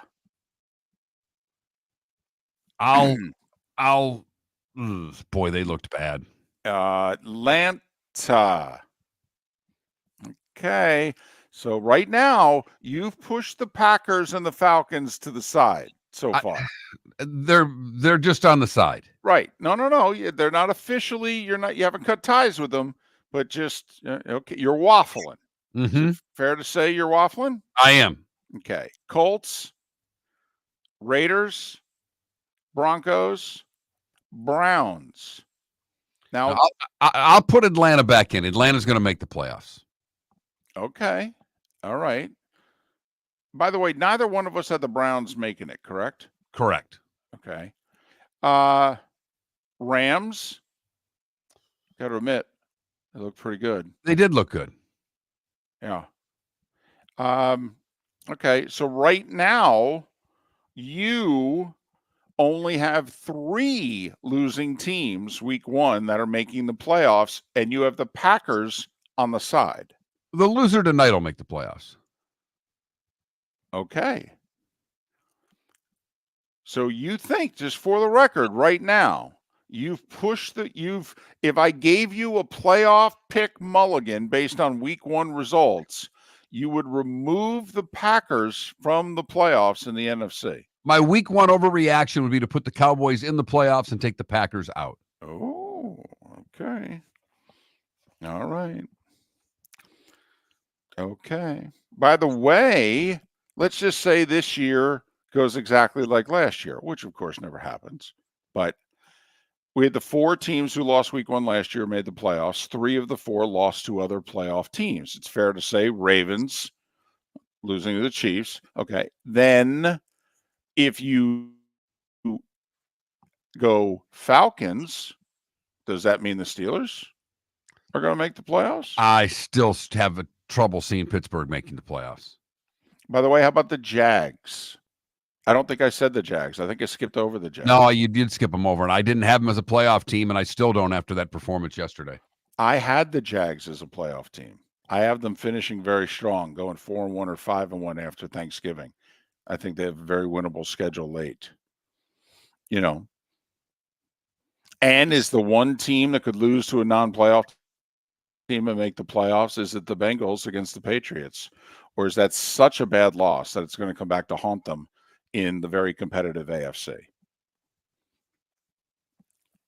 Miller and Moulton. I do think for the Bengals, winning the division could have been taken away from them yesterday. Boy. Whew. How do you not get that W? You're the biggest favorite on the board. You got to win. Never mind how many of you took them in your survivor pools. I don't Ouch. want to talk about it. Brandon Tobin from QAM in Miami. We'll talk Tyreek and the Dolphins next. Visit Jason and Todd at the Diamond District. A natural diamond is the oldest artifact you will ever touch, and each is one of a kind. Jason and Todd at the Diamond District would like to meet you personally and share their love of natural diamonds and the positive impact of purchasing a natural diamond. We promise that in our vault sits the largest selection of GIA certified natural diamonds at the most competitive prices in the world. Jason and Todd look forward to shaking your hand and welcoming you to their Diamond District family. Wine glasses never fall over until you get a brand new rug. Oh no! Ketchup bottles act normal till you're wearing a new shirt. Oh, you kidding me? And rocks slide peacefully on the road till the day you get a brand new windshield. Then they fly up off the road and attack without mercy. That's why new windshields from Glass Doctor come with our windshield protection plan. Unlimited repairs and 1 replacement for 12 months. Don't just fix it, protect it. Glass Doctor. A neighborly company. Is snoring bothering your spouse? Would you like to sleep in the same bed again? Do you know that snoring can affect your sleep cycle and cause lower testosterone levels? At Sleep Treatment Direct, we have easy solutions. We have a simple laser procedure that can improve snoring in 10 minutes. If you would like to get back in the same bed or are looking for a natural way to treat low testosterone, give us a call at 239-444-1741. That's 239-444-1741. Or go to sleeptreatmentdirect.com. That's sleeptreatmentdirect.com. Sleep Treatment Direct. Sleep safe and sound. The Cape Coral Police Department is growing. They are currently looking for police officers and are offering a $10,000 signing bonus to newly hired officers. If you desire a career in law enforcement, or if you are already in law enforcement and thinking about making a move to a better agency, think Cape Coral Police Department. If you're looking for a police department that is committed to excellence, that invests in the highest level of training, state-of-the-art equipment, and some of the highest compensation in all of Southwest Florida, then the Cape Coral Police Department is for you. Visit capecops.com. That's capecops.com. This is Miller and Moulton.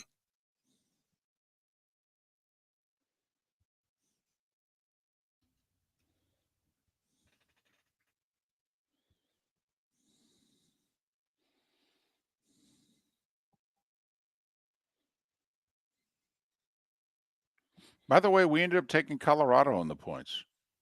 Oh, that's great. So we lost 4-2 to 3-3.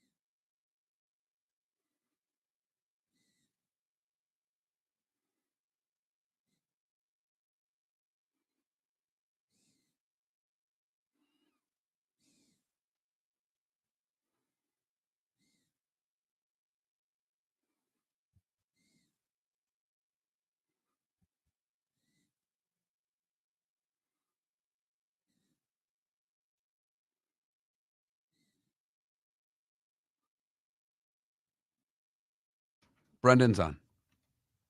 Great.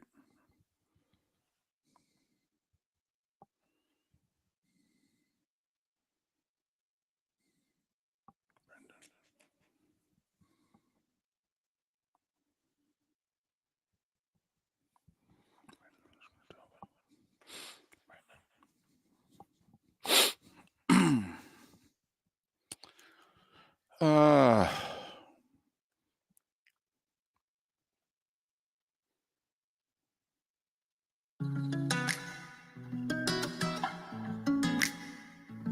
Welcome back to Miller and Moulton. Text the guys what's in your mind at 21,000. That's 21000. And now, here's David Moulton.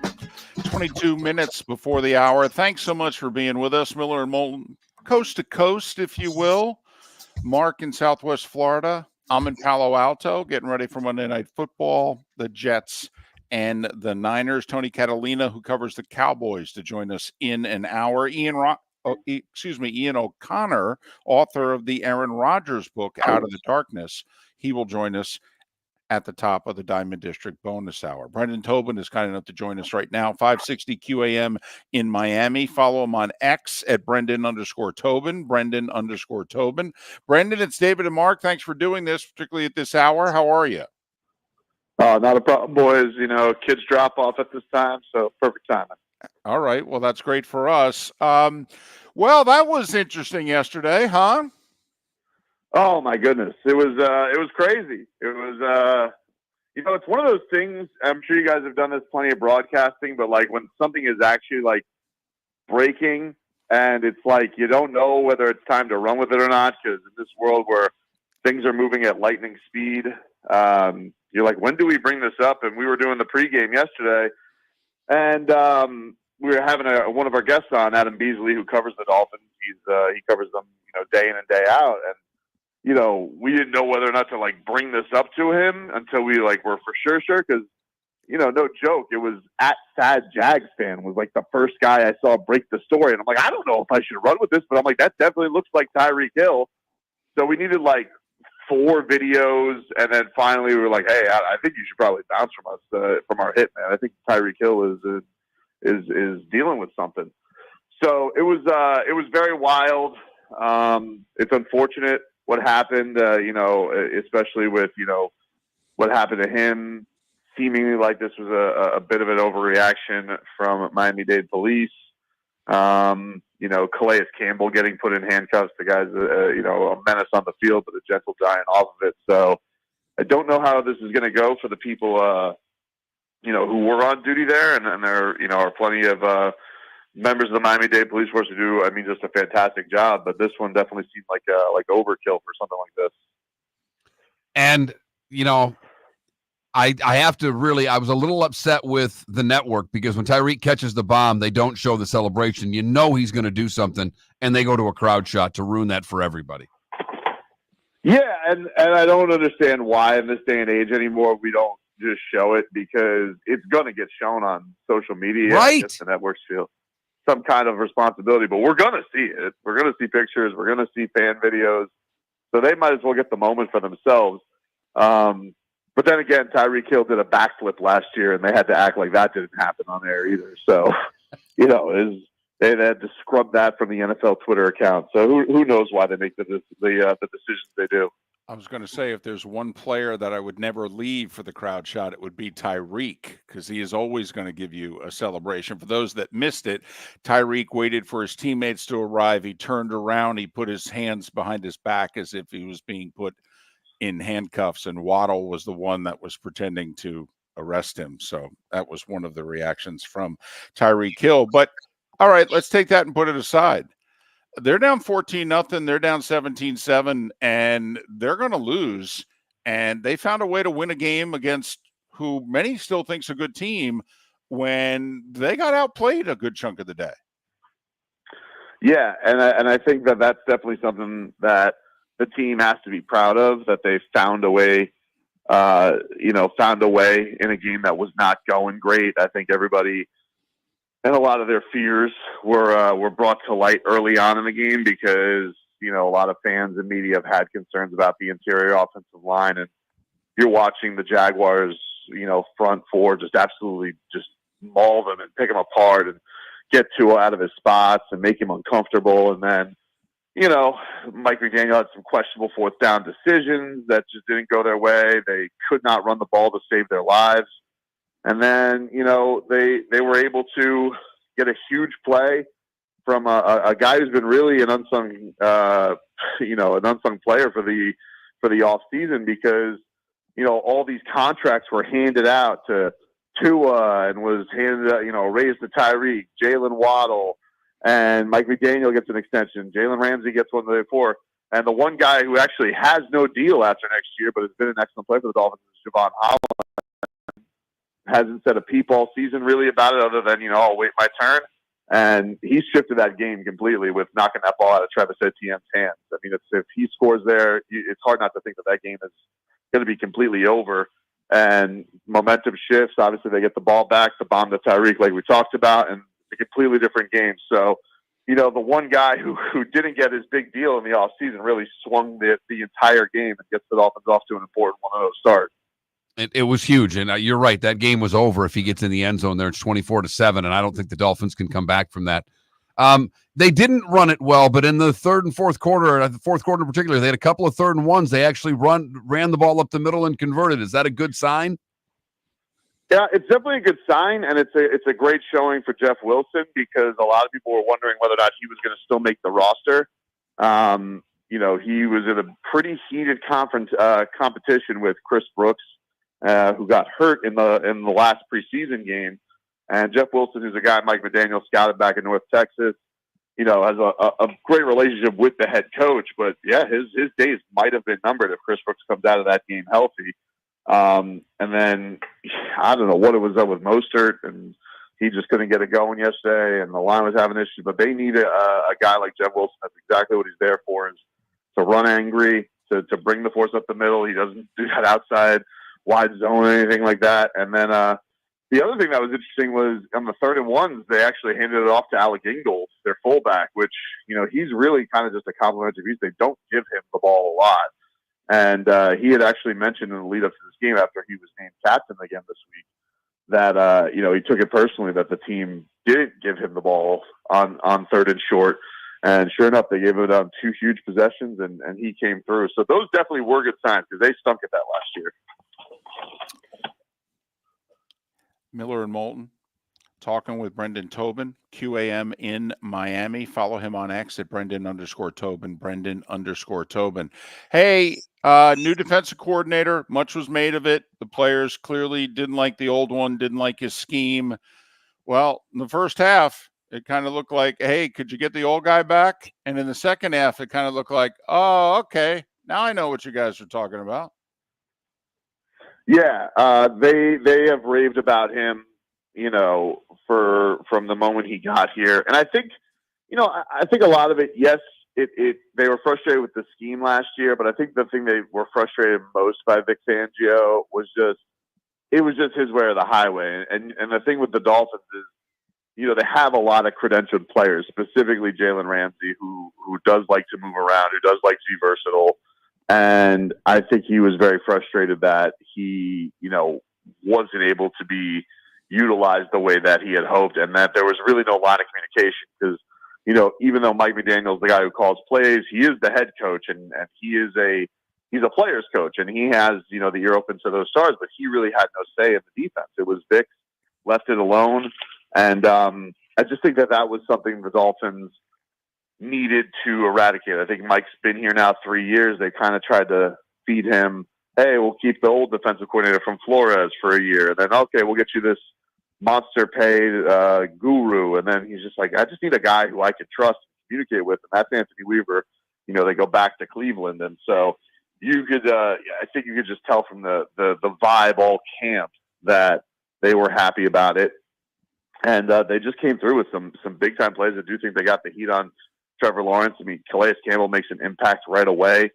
And even at his age and knowing what he did, I mean, he was in handcuffs this morning too, trying to help Tyreek Hill and trying to de-escalate the situation. So, I think it was a pretty good showing. I think the thing that's got to get people most excited about it is Jalen Phillips. I mean, the guy beat science.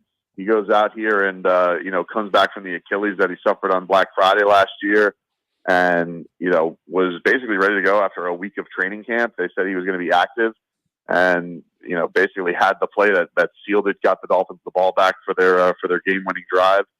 And it's just as nice a guy as you could root for. So it was great to see him get that moment. But the Dolphins, I think, have some things they got to shore up for sure. But I mean, look, if you do look at the final numbers, then they did a number on Trevor Lawrence. It felt like after a couple of good drives, that spectacular throw, they had some penalties that I think helped the Jaguars along the way. So I think if they clean things up, the Dolphins have to be pretty pleased defensively with what they did yesterday. Very pleased defensively. I don't know how pleased they are offensively, but you're right, Brandon. I mean, they won the game, and there's a lot to improve upon, but that defensive second half shutout, they get a couple of sacks, got pressure on the quarterback, and made Lawrence look really pedestrian in the second half.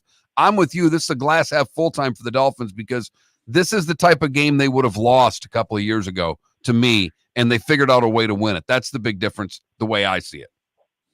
Yeah, and I agree with you. I think that, Tua said they got to get their heads out of their you-know-what.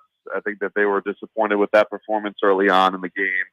But, for a team that does have a front-runner reputation, for them to shake that off is really, really impressive. But that being said, it's very, very short-lived because they got to get right after it on Thursday. And it's a game against the team that has completely owned them over the last half decade in the Buffalo Bills.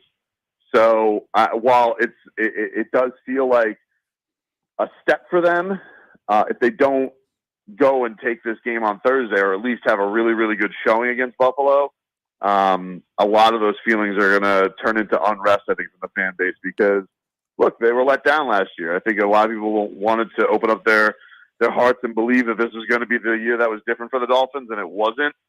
And, a way to kind of ease some of those fears from everybody is, go out and beat a Buffalo team that's really had your number and you're building on prime time.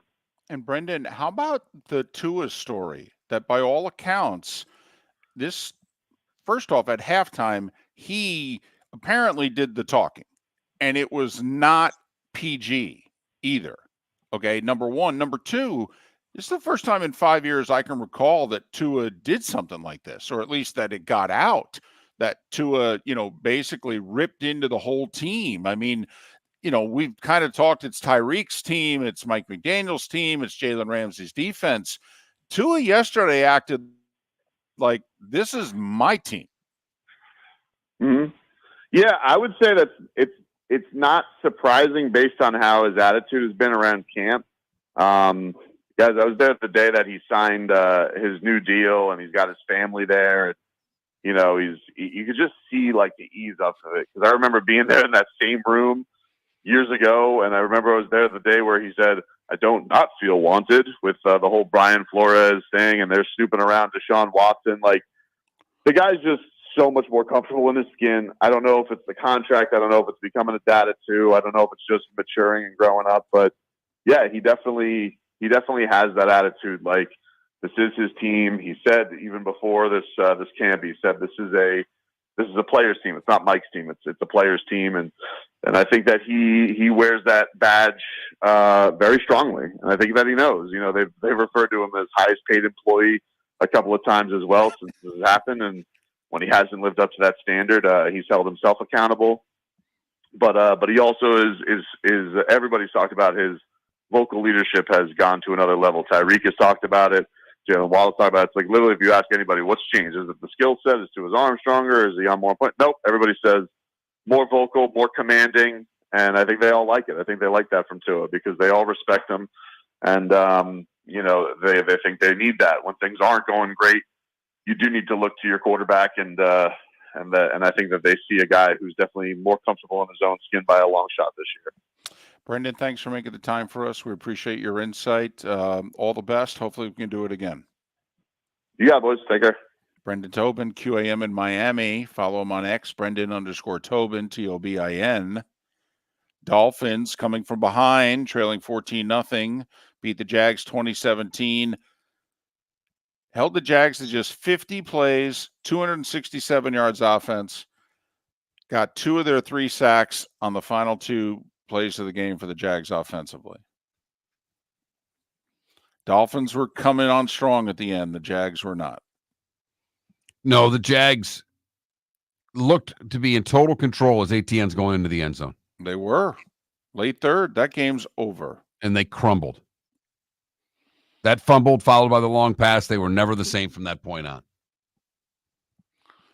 Dolphins only ran the ball for 81 yards. You did mention, though, Mark, late when they needed it, some third and shorts they were able to convert. And up the middle. To play strong football and get 3rd and 1 is something the Dolphins have struggled with for several years. So I thought that was a positive to take from the game. This happens early in the season. Both teams needed to clean it up penalty-wise. 9 on the Dolphins that were accepted, 8 on the Jags. Obviously got to clean that up. Dolphins hosting the Bills Thursday night. Battle for first, Mark, in the AFC East. Yes, it Al is. Michaels, Kirk Herbstreit, and Kirk's dog. I'm just going to leave it. I'm just can't say anything bad about dogs. It's just people hate you. Yes, they will. Now, I can criticize the guy and the dog. I think he's using it as a prop, but that's me. Miller and Moulton. Gentlemen, as your wife mentioned getting new flooring, but you don't want to go through the hassle, well, go see the Floor Meisters in Naples next to Costco. They understand your time and money are important, so they'll make it as painless as possible. With a huge in-stock selection of carpet and Cortec, they can get you the floor your wife's been asking for. They carry wood, vinyl, carpet, and tile. If you do it yourself, no problem. They can handle that as well. So go see TJ at the Floor Meisters and tell them, just keeping it real. American Paint Supplies, for nearly 30 years, is your one-stop shop for all your coating needs. If you are a designer, a contractor, a professional painter, or a weekend warrior, American Paint Supplies is the place where experts go to get expert solutions. At 6100 Shirley Street in Naples off of Pine Ridge, American Paint Supplies delivers the best solutions with the best products with the best support. Meet Gene and his team today at American Paint Supplies. Call 239-566-2700. That's 566-2700 or online at AmericanPaintSupplies.net. Honey, you want to come out? I haven't seen you since Glass Doctor installed our custom shower enclosure. No thanks. Well, you can't keep eating breakfast in the shower, and laminating your magazines is getting expensive. You remember we have guests coming over tonight, right? Oh, I'm sure they'd love to see the shower. It's our neighbors, and I highly doubt they want to be hanging out in our bathroom. The shower's so good, you'll never want to leave. Visit glassdoctor.com today and schedule an appointment online. Is snoring bothering your spouse? Would you like to sleep in the same bed again? Do you know that snoring can affect your sleep cycle and cause lower testosterone levels? At Sleep Treatment Direct, we have easy solutions. We have a simple laser procedure that can improve snoring in 10 minutes. If you would like to get back in the same bed or are looking for a natural way to treat low testosterone, give us a call at 239-444-1741. That's 239-444-1741. Or go to sleeptreatmentdirect.com. That's sleeptreatmentdirect.com. Sleep Treatment Direct. Sleep safe and sound. The Cape Coral Police Department is growing. They are currently looking for police officers and are offering a $10,000 signing bonus to newly hired officers. If you desire a career in law enforcement, or if you are already in law enforcement and thinking about making a move to a better agency, think Cape Coral Police Department. If you're looking for a police department that is committed to excellence, that invests in the highest level of training, state-of-the-art equipment, and some of the highest compensation in all of Southwest Florida, then the Cape Coral Police Department is for you. Visit capecops.com. That's capecops.com. Mark Miller for Molly Maid. Why Molly Maid, you ask? Trust. Moulton was a customer for 15 years. Affordability. Didn't I just say Moulton was a customer for 15 years? Worry-free services. Our professional house cleaners are fully insured and a 24-hour warranty. Call Molly Maids today at 239-774-5839. That's 239-774-5839 or online at mollymaid.com/FTMYERS. That's mollymaid.com/FTMYERS. This is Miller and Moulton.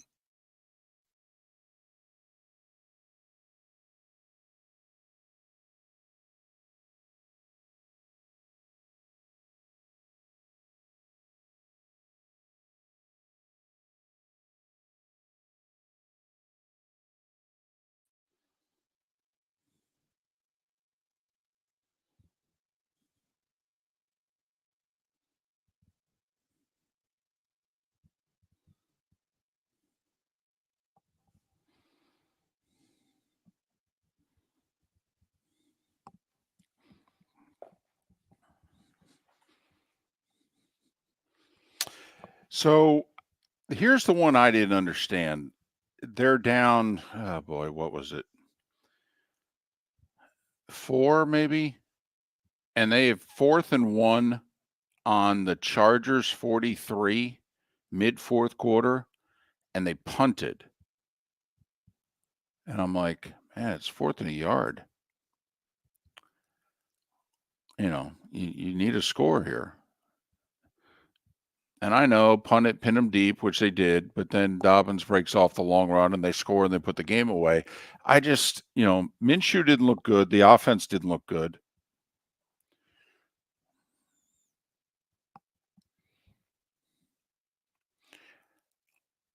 I was watching that game at the time. I'm like, yeah, I think I'd go for it here. Now, I also did wonder if they had Josh Jacobs, would they have gone for it there? But that's a tough one for the Raiders because now they play the Ravens. Yeah, so you're staring at 0-2.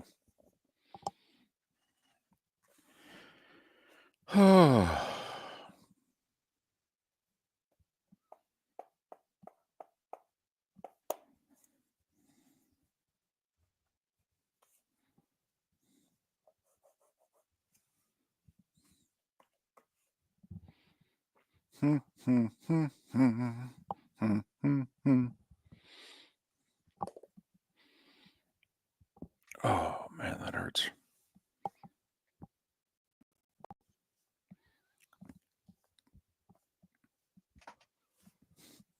I don't know, Adam. Didn't seem like they were going downfield at all.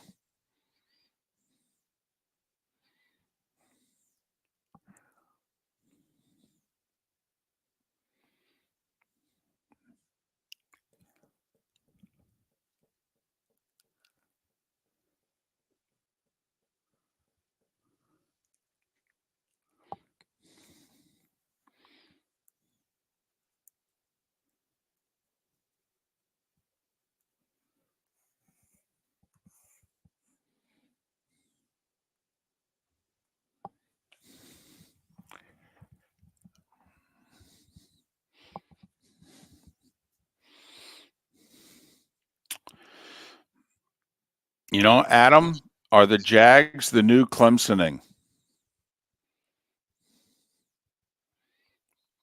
It's a fair question. Don't you have to be good at some point in order to Clemsoning? Well, but when they were Clemsoning, they were living in the 6-6 to 8-4 world. Okay. Fair enough. So, although it's true, it's not like the Jags, are producing a lot of winning seasons, but they've produced 2 in a row.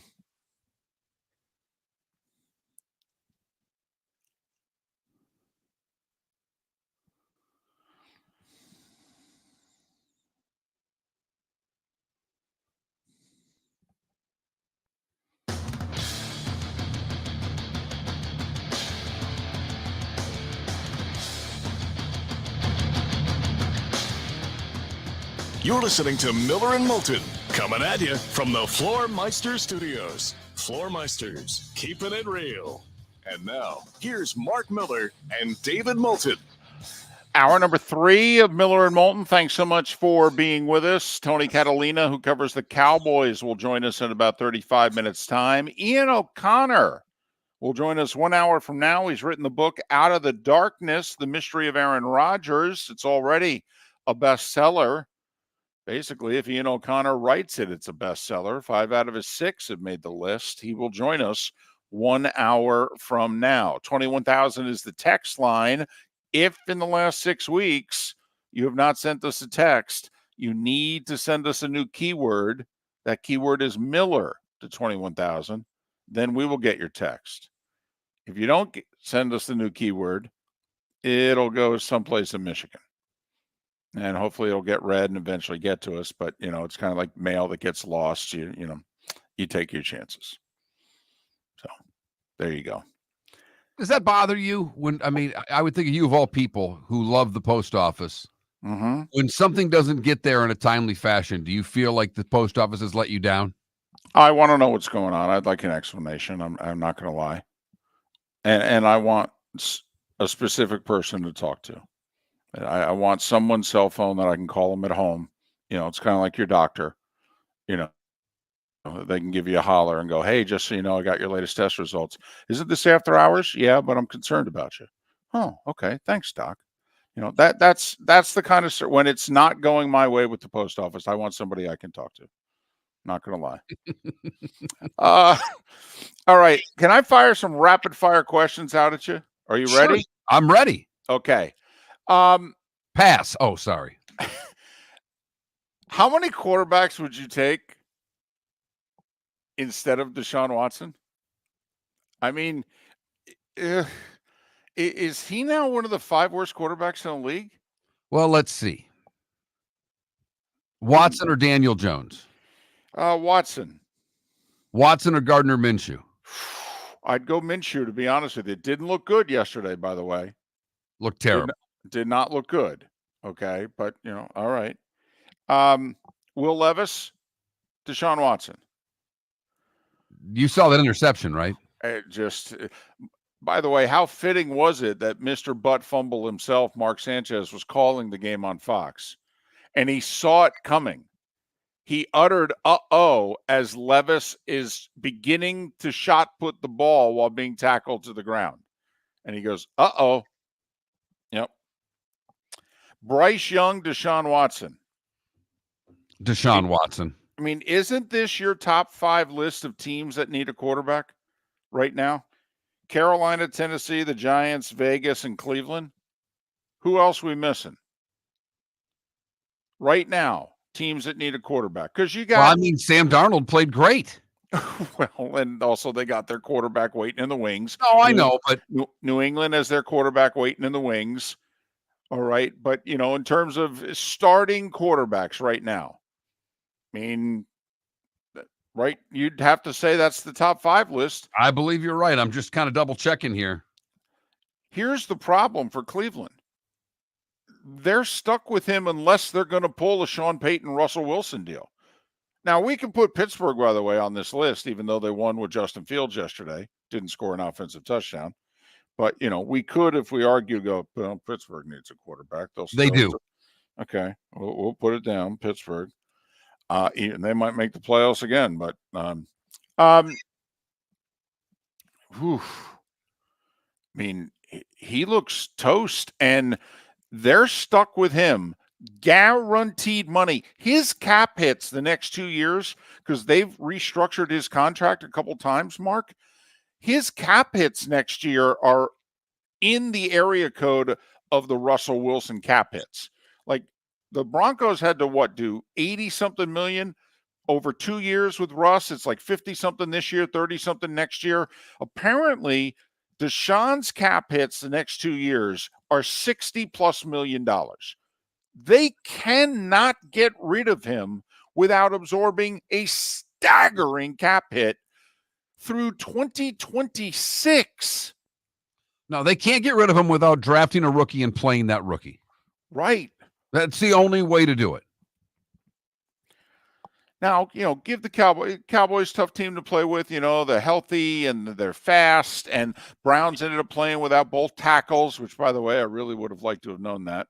I don't know if that's on them or on me not knowing that. Not sure I would have picked the Browns if I had known that they were going to have trouble blocking the Cowboys front. But they had trouble blocking the Cowboys front, and it didn't help that Dallas scored early and took the running game away from Cleveland. But, man, that looks like that's a problem. I mean, is Stefanski going to have to go upstairs and pound the table and say, get rid of him? We can't do that. Well, then I'm benching him. And I don't mean now, but I mean, that's all. I just wanted to. If you're the Packers, you call Tannehill? Yes. They won't, but I would. So they're going to have to go with the kid they just acquired from the Titans, Malik. I forget his last name, but they just traded for him. And that's who the backup quarterback is. So they can activate Sean Clifford. Malik Willis. I mean, they can activate Sean Clifford, who they re-signed to their practice squad. At least he's been there a couple of years, knows the playbook, blah, blah, blah. But they're saying it's 3 to 6 weeks. They're going to Malik Willis. That's who they traded for. I don't see them going to get Tannehill. I think that's what they'll try to hold serve the way they have the roster built. Okay. All right. You think it's going to be good enough? No, I don't, David. We talked about Green Bay and the backup quarterback situation from the summer on, and we didn't think it was good enough. I don't think Malik Willis is good enough. I don't think it was an upgrade from it was an upgrade, but not to where they needed. You need all we're asking the backup to do is to figure out a guy that can go 2-1 in 3 games. Okay, well, here we go. Let's assume, let's assume good news for the Packers. Let's assume it's a 3-week injury, not a 3 to 6 week injury. Here's the 3. You're home for the Colts. You're at the Titans. You're home for the Vikings. Very doable. Got to go 2-1 in those, don't you? Very doable to go 2-1 there. I mean, you're home for 2 games, and your road games, Will Levis and the Titans. By the way, that's got the under written all over it. My God, that could be an Iowa State under right there. Hey, yeah, that went over. Don't you be knocking Iowa State. I know. Trust me, I know. I was there. I still didn't get to 40, but yes, it did. I mean, it went over. Over under was 35.5. They scored 39 points. It was remarkable. But so there you go. I mean, Packers, if they go 2-1 in the next 3, they'll be 2-2, and Jordan Love comes back. They should be okay. But for those of us who have been pounding the table about the significance and the importance of a backup quarterback, here we go. Here we go. By the way, if you're Mike Tomlin, do you know where Pittsburgh plays this week, by the way? Have you seen the Steelers' opponent next week? They are at the Broncos. Yes, they are. So we all know what comes with that. Who played in Denver last year and got unceremoniously dumped for an $80-something million cap hit? That would be Russell Wilson. Okay, you going to play him? I'm being serious. If you're Mike Tomlin, do you just say to Russ, don't worry about week 2. All right, let's get that calf 100%. You're starting week 3. All right. Don't want to deal with the circus. Don't want to deal with you and the pressure you'll put on yourself. Okay. And going back there and the whole deal. We'll get it done with Fields. We'll come home. You're the starter. Man, that's so chicken blank. If he's your guy, the most pressure-packed position in all of sports is the quarterback. Uh-huh. You can't handle 1 week going back into a team that got rid of you. You should have had that game circled from the minute you signed with the Pittsburgh Steelers as the game you wanted to play in more than any other game. Well, Mark, he's not healthy. I mean, come on. He's not healthy. He couldn't play against Atlanta. You think he's going to go from inactive to 90+%? Okay, so do you want to put him out there in that game, okay, when he's borderline healthy? I know he's your starter, and if he's your starter, he should play. I get all that. I'm just wondering, Mark, and us, we know this. Like, there are times when the hockey coach will put the backup in for a game. Okay? We've even seen it in the playoffs where he just sits the starter for a game. He goes, you just 1 day off. You'll be back game 3. Don't worry about it. Okay? You're still our guy. I'm just going with so-and-so in game 2. I'm just wondering if you're Tomlin, okay, if Russ passes the whatever athletic test, do you just go to him because he's your starter? Or do you go, we're at Denver. He's had this calf injury down for 6 weeks. I'll wait till week 3. How do calves do in the altitude? I don't know. I don't know. I know circulation is a problem in the altitude. That's all I know. I'm just wondering, does the opponent and where it is play into it at all if you're Tomlin, yes or no? It wouldn't for me. Okay. And that's fair. That's fair. All right. If you're Carolina, you gonna asking the ACC if I can join their conference? Did you see Mark Packer's post yesterday? Hey, all you college fans, really dismayed about how your team looks, turn on the Carolina Panthers for 10 minutes. You'll feel a lot better. Man, will you ever? I'm just wondering, can you pull the plug on Bryce Young after 2 years? And Yes. just say, don't know what to tell you. We screwed it up. Yep. It's a whole new regime. It's not on them. Well, it's true. It's not Canales. Dan Morgan, I'm trying to think, was he in the front office? I know he wasn't the decision maker, but it's true. They could just say, hey, man, we got rid of everybody who made this decision. Don't know what to tell you. Made a mistake. So if, it's just a game. Listen, CJ Stroud didn't look good 2 games in last year. It's just a game. They're obviously the worst roster in the league. I mean, they picked up, 9 guys off waivers after final cuts. I mean, it shows you how bad they think their roster is. But, upon further review, that really should have been the play, right? Saints. Yeah. Instead of the Bengals. It really should have been. Yeah. But, oh, well. But what do we know? Yeah, well, there's no doubt about that. What do we know? So, all right. Just a few questions, just seeing where you're at. Overreaction Monday and that sort of deal. I'm just feeling it out. Let me ask you a question. Gut feeling right now. Notre Dame wins 9 in a row, loses at USC 10-2. You put them in?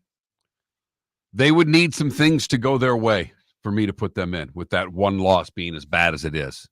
Miller and Moulton, thanks for listening. Are you suffering from neuropathy? Do you experience stabbing pain, numbness, tingling, or burning in your feet? Are you tired of sleepless nights and avoiding life due to pain? If you've been diagnosed with neuropathy or experiencing pain or numbness in your feet, pick up the phone and call us right now before it's too late at 239-382-7332. Again, that's 239-382-7332. Neuropathy is a very serious and progressive disease where your nerves start to break down. Eventually, it leads to balance problems, falls, complete loss of independence, and can lead to amputation. Hi, I'm Dr. Eric Norrell, DC. Our program addresses the underlying causes and doesn't simply mask your symptoms with medication. In fact, many patients start experiencing relief from neuropathy symptoms within weeks. There's no surgery and no use of prescription drugs. Pick up the phone right now and call 239-382-7332. Call us today at Restore Health. 239-382-7332. American Paint Supplies, for nearly 30 years, is your one-stop shop for all your coating needs. If you are a designer, a contractor, a professional painter, or a weekend warrior, American Paint Supplies is the place where experts go to get expert solutions. At 6100 Shirley Street in Naples off of Pine Ridge, American Paint Supplies delivers the best solutions with the best products with the best support. Meet Gene and his team today at American Paint Supplies. Call 239-566-2700. That's 566-2700 or online at AmericanPaintSupplies.net. Gentlemen, as your wife mentioned getting new flooring, but you don't want to go through the hassle, well, go see the Floor Meisters in Naples next to Costco. They understand your time and money are important, so they'll make it as painless as possible. With a huge in-stock selection of carpet and Cortec, they can get you the floor your wife's been asking for. They carry wood, vinyl, carpet, and tile. If you do it yourself, no problem. They can handle that as well. So go see TJ at the Floor Meisters and tell them, just keeping it real. This is Miller and Moulton.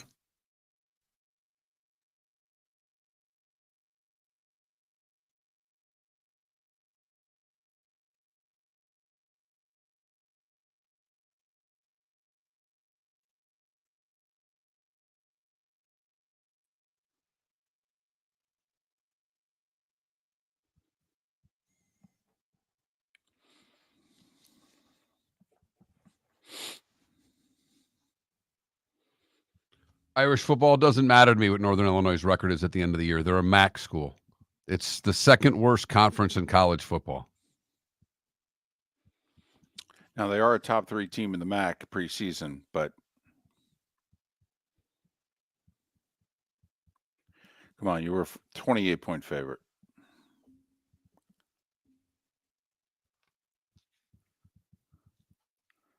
Thank you, Johnny Finger Lakes, for now.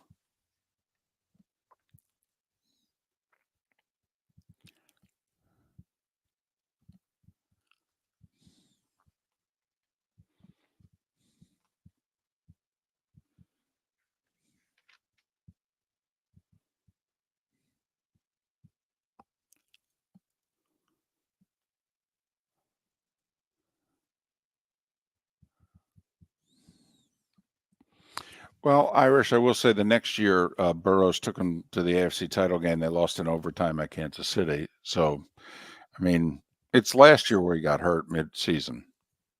So, but there's no doubt he and they have not been good weeks 1 and 2.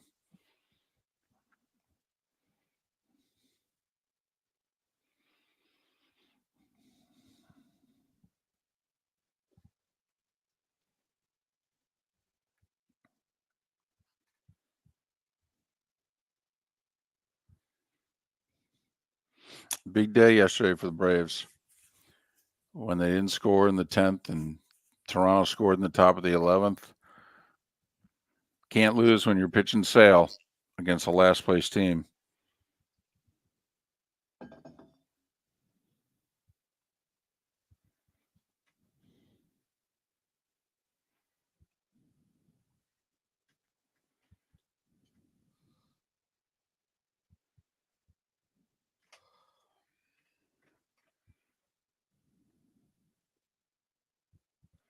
How many meetings you have today, David?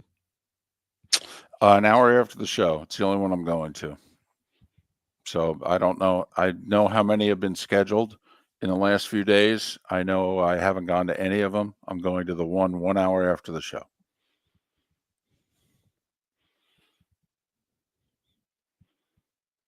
In fact, somebody saw me as I was checking into the hotel yesterday and said, "Hey, we have a meeting." And I go, "Yeah, I don't."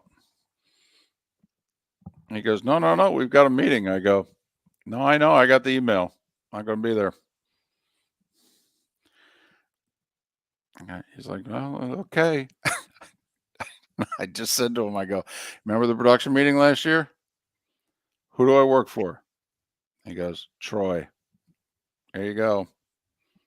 Right there. We communicate all the time. Okay. We're good. I'm good. Don't need to be there. Now, if there's food, I may stop by.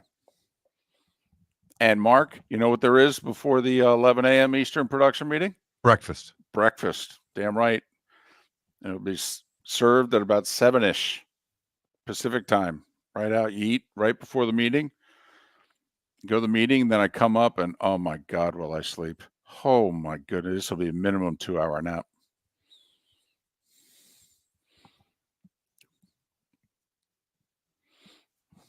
That's Mello. That's what I said at a production meeting last year.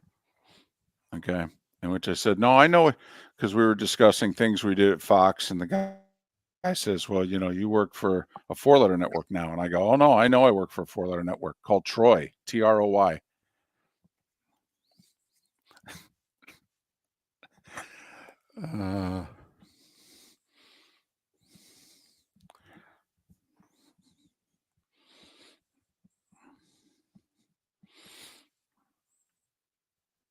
Technically, I do get paid by Troy, but he gets the money from the network.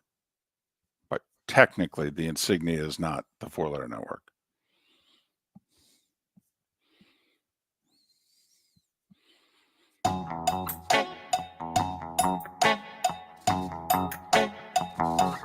You're listening to Miller and Moulton. And now, here's Mark Miller and David Moulton. 21 minutes past the hour. You got to love early season football, college and pro. All right, got the guy in the Twitch chat room. Told you guys the Patriots would make the playoffs. What can you say to them after 1 week, Mark? They're not making the playoffs. They're not good. Huh? It was a nice win. Congratulations. Enjoy the moment. Yep. Went on the road and you beat a Cincinnati team that, well, played lousy. Patriots deserve a lot of credit for that. What they hold them to again? 224 yards, forced 2 turnovers. Got to give the Patriots credit for that. We did say with both the Vikings and the Patriots this year, we go, listen, they're not going to be easy outs. We don't think they're going to be any good, but defensively, they're both going to be top 10 units. And we thought the Patriots could be top 5. All right, that just makes for a difficult day at the office. Sam Darnold completing 14 of his first 15 passes. Not that the Giants suck or anything, but I mean, when Sam Darnold's going 14 for 15, Mark, there have been drills against no defenders where Sam Darnold doesn't go 14 or 15. He did that in a game. Yes, he did. Right. I I blame do the think- uniforms. Well, but I think O'Connell there can coach. Yes. Oh, I'm totally with you. Love him. Not sold on the GM. I love Kevin O'Connell. Love him. I'd give him a 5-year extension if I own that team. I'm all in on him. And Flores can coach defense. We know that. Yes, he can. No, their staff's fine. I don't know if they got the players, but their staff and his draft in 2022 was terrible. All right, but no. Man, if JJ can get healthy, throw it to the other JJ. No, they might have something. But hey, I was asking you about Mike Tomlin and what do you do at quarterback when Pittsburgh's at Denver week 2? We all know the storylines involving that game. Hey, what do you do if you're Billy Napier?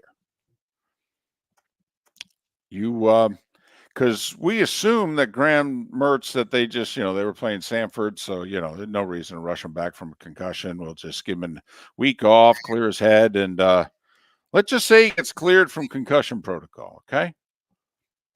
Who are you starting at home against Texas A&M Saturday? The kid? DJ Lagway. Are you really? I am. Why? It's called a Hail Mary. I need for the Florida faithful to see that I can recruit someone who can play the most important position at a level in which we can win. And Mertz is nice. He completes a bunch of passes. He's got no deep ball. We all know what he is. I have to admit, if you're Graham Mertz, you're like, really? I couldn't get a shot at Stanford? I mean, really? Because here's the thing about Lagway.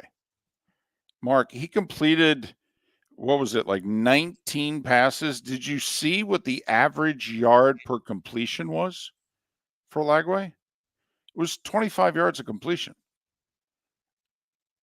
I mean, the whole offense was downfield. He completed 18 of the passes. I'm sorry. All right. 18 of the passes.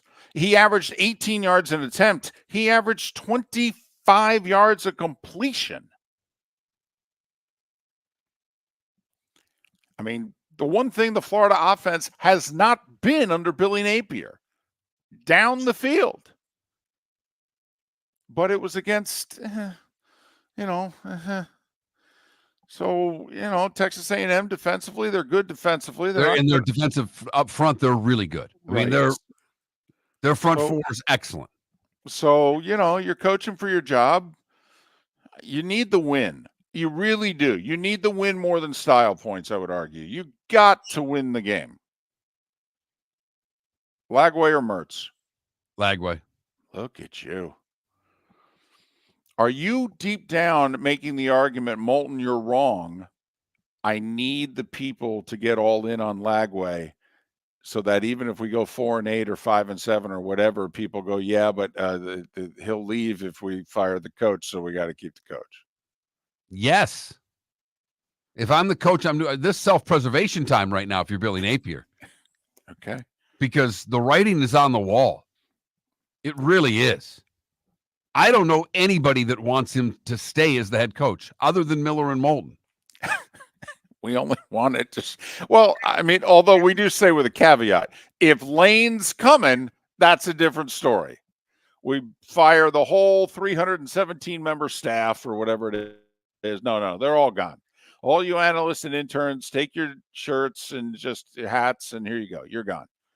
We'll $25 million for Napier, and we'll figure out your guys' buyout. Don't worry, we'll come up with it. We're good for it. But I didn't bring the 5-star in to sit him. Time to play. Time to see what he can do. And I'll take my chances that he's going to continue to improve each week, and maybe we can catch an Ole Miss or an LSU at the end. This is what I love about college football, since it's based on opinion. Doesn't Notre Dame need A&M to win? Yes. I mean, that loss against Northern Illinois is so bad. Even if Northern Illinois ends up winning the MAC, which they could do, by the way. I mean, most everybody who follows the MAC picked them as the top 3 team in the league. Toledo, Bowling Green, Northern Illinois. Returned 16 starters, a veteran group. They beat Notre Dame in the trenches. They gained 102 more yards than Notre Dame. They ran it right at Notre Dame. They did what Texas A&M couldn't do. Ran it right at them effectively. But, so, okay, just, playing the game with you. That's all. What would you do? If Mertz is the starter, I'd start Mertz for the reason that you mentioned, in which you go, Texas A&M front's really good, and that Florida offensive line, and that's what I think. I think I need a veteran because I think we're going to have trouble blocking them up front, and I can't imagine the kid's ready for that yet. That's all. Yeah, well, the problem is I don't know if Mertz is ready for it because he was concussed against Miami when they had a pass rush. True. I need someone that might be able to elude a pass rush. True. I mean, the one thing, and of course you need time to throw it downfield, a double-edged sword, because Gator fans are kind of like, could we throw the ball more than 5 yards, please? Can we stop the, passes out into the flat and the short hooks and outs, and can we throw the ball downfield? But, all right, that's all. I'll be interested to see what Florida's defense can do because they can do nothing against Miami, and A&M's offense was dreadful against Notre Dame. Mm-hmm. No doubt. Miller and Moulton, the polls are out, by the way. Georgia still 1 in the AP. Texas 2, Ohio State 3. In the coaches poll, Ohio State remains 2. In the AP poll, 6 of the top 7 are SEC. In the coaches poll, 6 of the top 9 are SEC. Miami is 10th. According to the writers, 12th according to the coaches. Notre Dame ahead of Northern Illinois in both polls. I like that Penn State barely beat Bowling Green and went up in all the polls. That's the one that I enjoy. It's like, we're all getting on Notre Dame for their loss, and rightly so, against Northern Illinois. But Penn State was in a dogfight with Bowling Green. Yes, they were. Down 3 points. It was a 3-point game mid-4th. Penn State had to score late to put them away. Bowling Green had the ball down 3 with like 6 minutes to go. Penn State, I think, got a turnover and scored on the next play, and there you go, cemented the win. So it was a good day for the MAC. Bowling Green took Penn State late. Northern Illinois with the huge upset.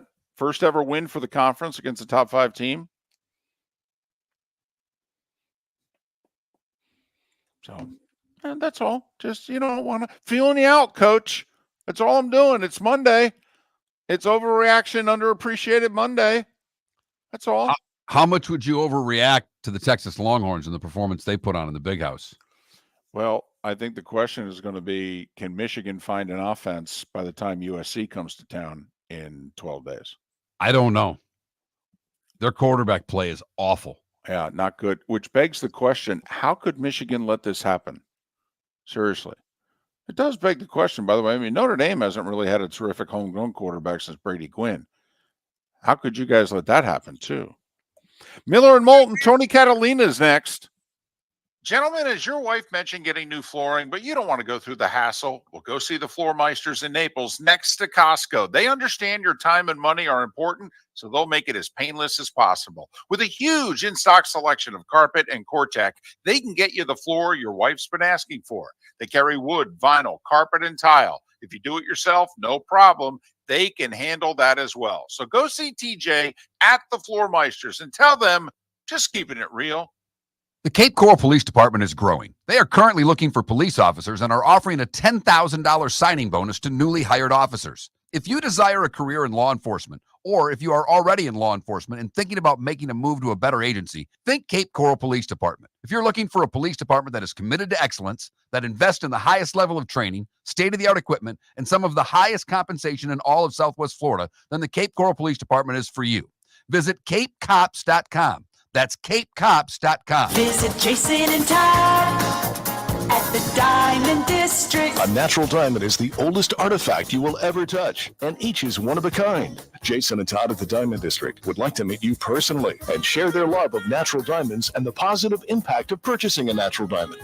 We promise that in our vault sits the largest selection of GIA certified natural diamonds at the most competitive prices in the world. Jason and Todd look forward to shaking your hand and welcoming you to their Diamond District family. Is snoring bothering your spouse? Would you like to sleep in the same bed again? Do you know that snoring can affect your sleep cycle and cause lower testosterone levels? At Sleep Treatment Direct, we have easy solutions. We have a simple laser procedure that can improve snoring in 10 minutes. If you would like to get back in the same bed or are looking for a natural way to treat low testosterone, give us a call at 239-444-1741. That's 239-444-1741. Or go to sleeptreatmentdirect.com. That's sleeptreatmentdirect.com. Sleep Treatment Direct. Sleep safe and sound. This is Miller and Moulton.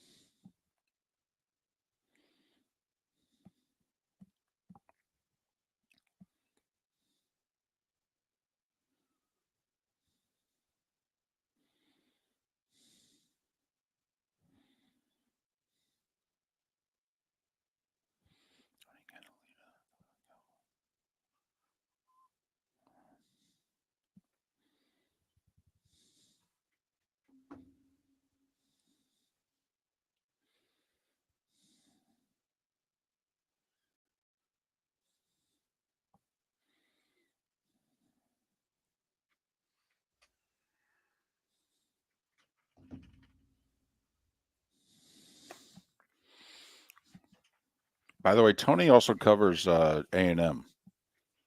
Okay. So we could throw in a question about the significance for them this Saturday in the Swamp if we'd like.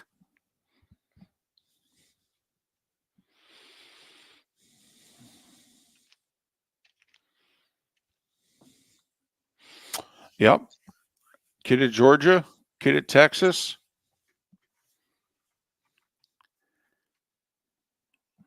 Got to admit, Dion's kid's they're gonna have to.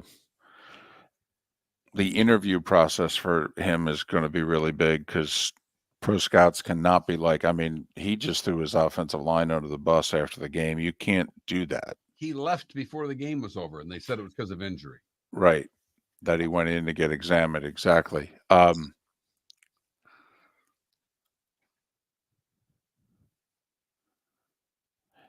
According to pro scouts, so Matt Ryan's doing the interview process, and a few teams, when they interviewed him, they were trying to say things to the effect of, well, you didn't have the best talent around you. And Matt Ryan, pre-draft, basically undressed the NFL teams who said things to that effect and was basically like, those are my guys. All right, I'd go to war with them any day. Don't you be talking about my guys like that.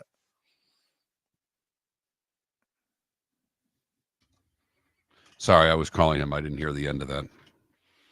No, I just told the Matt Ryan draft story where teams tried to dismiss the talent he played with at Boston College in his pre-draft interviews, and Matt Ryan was like, don't you be saying anything bad about my guys. I'll take my guys right now. Play anybody. And that's the exact opposite of Deion's kid right now. Mm-hmm. Even though, listen, and by the way, that's on your dad. I mean, Deion did have a funny line. He basically said the DCF's after him for what he's doing to his son. It's not good for team building, but it's a good line.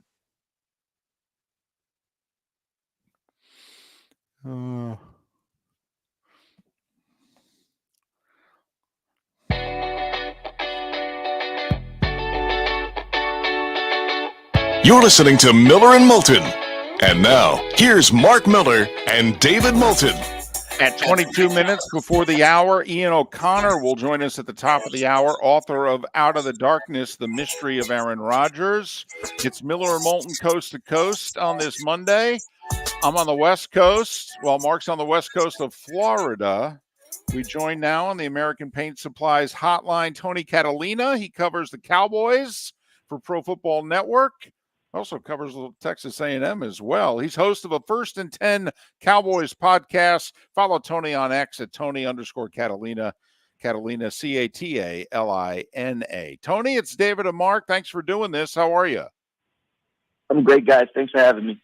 It is our pleasure. So, were you expecting the signing before kickoff yesterday, or did it catch you guys a little bit by surprise? You know, for me, I held strong the whole offseason. I thought that the cooler heads would prevail and the right situation would, unfold. I can't lie and say as we get closer to week one and kickoff that the conference level started to dip a little bit, right? I understand that Jerry Jones speaks and says that deadlines make deals, but that deadline was fast approaching. So, ultimately, I think the end result ended up being what a lot of people had thought it would be. But, anybody that told you they were fully confident heading into the first game, I think they're lying to you. Do you wonder why it took so long, Tony? I mean, the biggest question, I think, to us is, why the hell did it take so long? Because Jerry could have saved some money if he'd have done this a year ago, let alone maybe a few months ago. But waiting until the end, he paid a premium, didn't he? Yeah, if you spend enough time around Jerry Jones transcribing his comments and the way he operates, you don't really wonder about much, right? I think his MO at this point is, he's trying to win the deal. He's trying to do everything he can to control the situation. And honestly, it's been him a lot of times over the last few years, whether it's been Ezekiel Elliott or, whatever, what have you. Even the CeeDee Lamb situation has been one of those where it all just shook out the way everyone thought it did. So you didn't have to do the song and dance for the months or the weeks that it took. So, yeah, you sit here and say, why didn't they just do it? This number was only going to get higher. And I think the reason why it got done at the $60 million per year number that it did was because who knows what it would have looked like next offseason or if you would have been a Cowboy. So, yeah, it just felt like it was a lot of unnecessary fluff.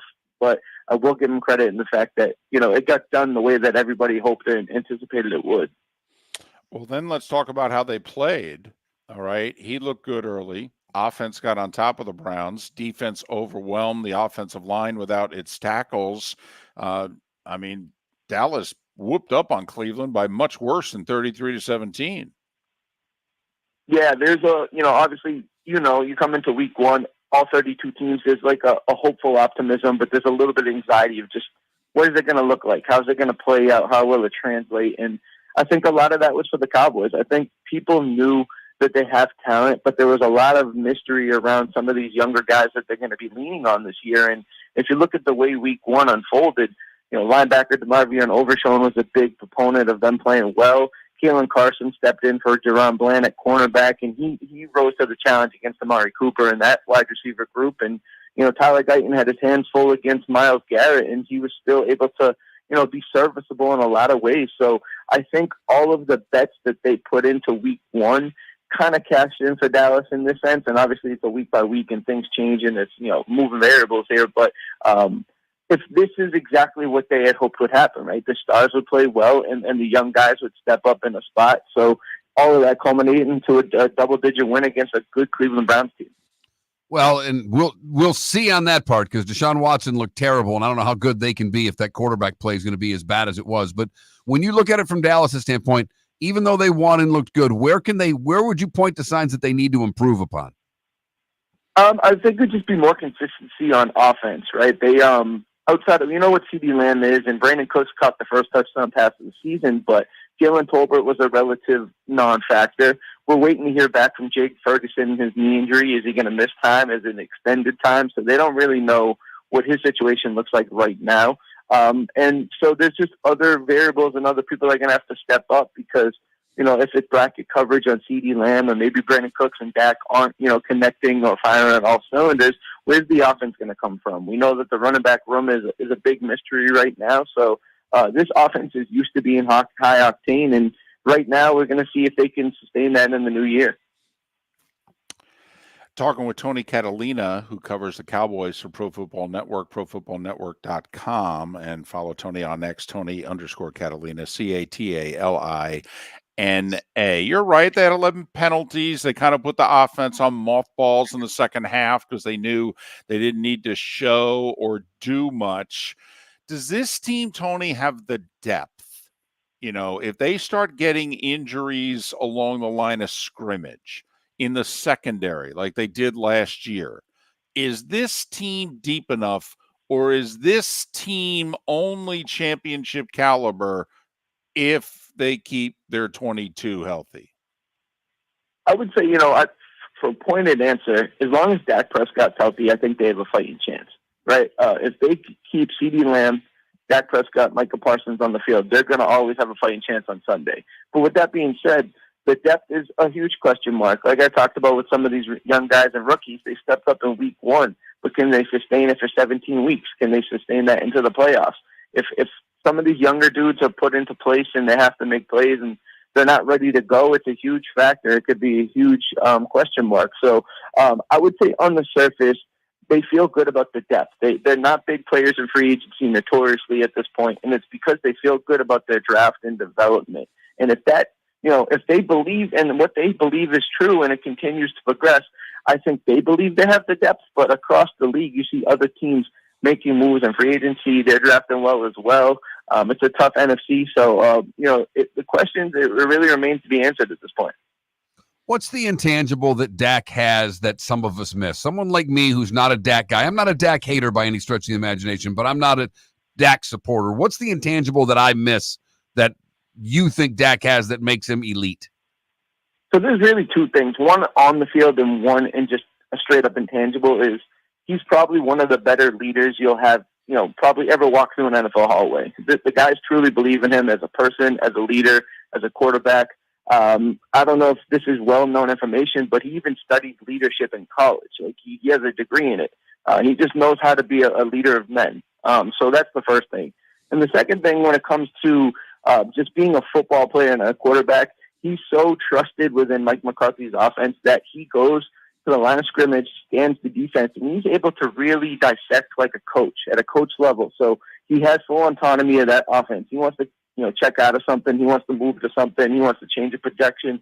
He's 100% got full control of that offense. And there are, in the NFL where there are so many younger guys coming in who are one-read guys or doing what they're told in the headset, Dak Prescott has a full array of power and options when he goes to the line of scrimmage.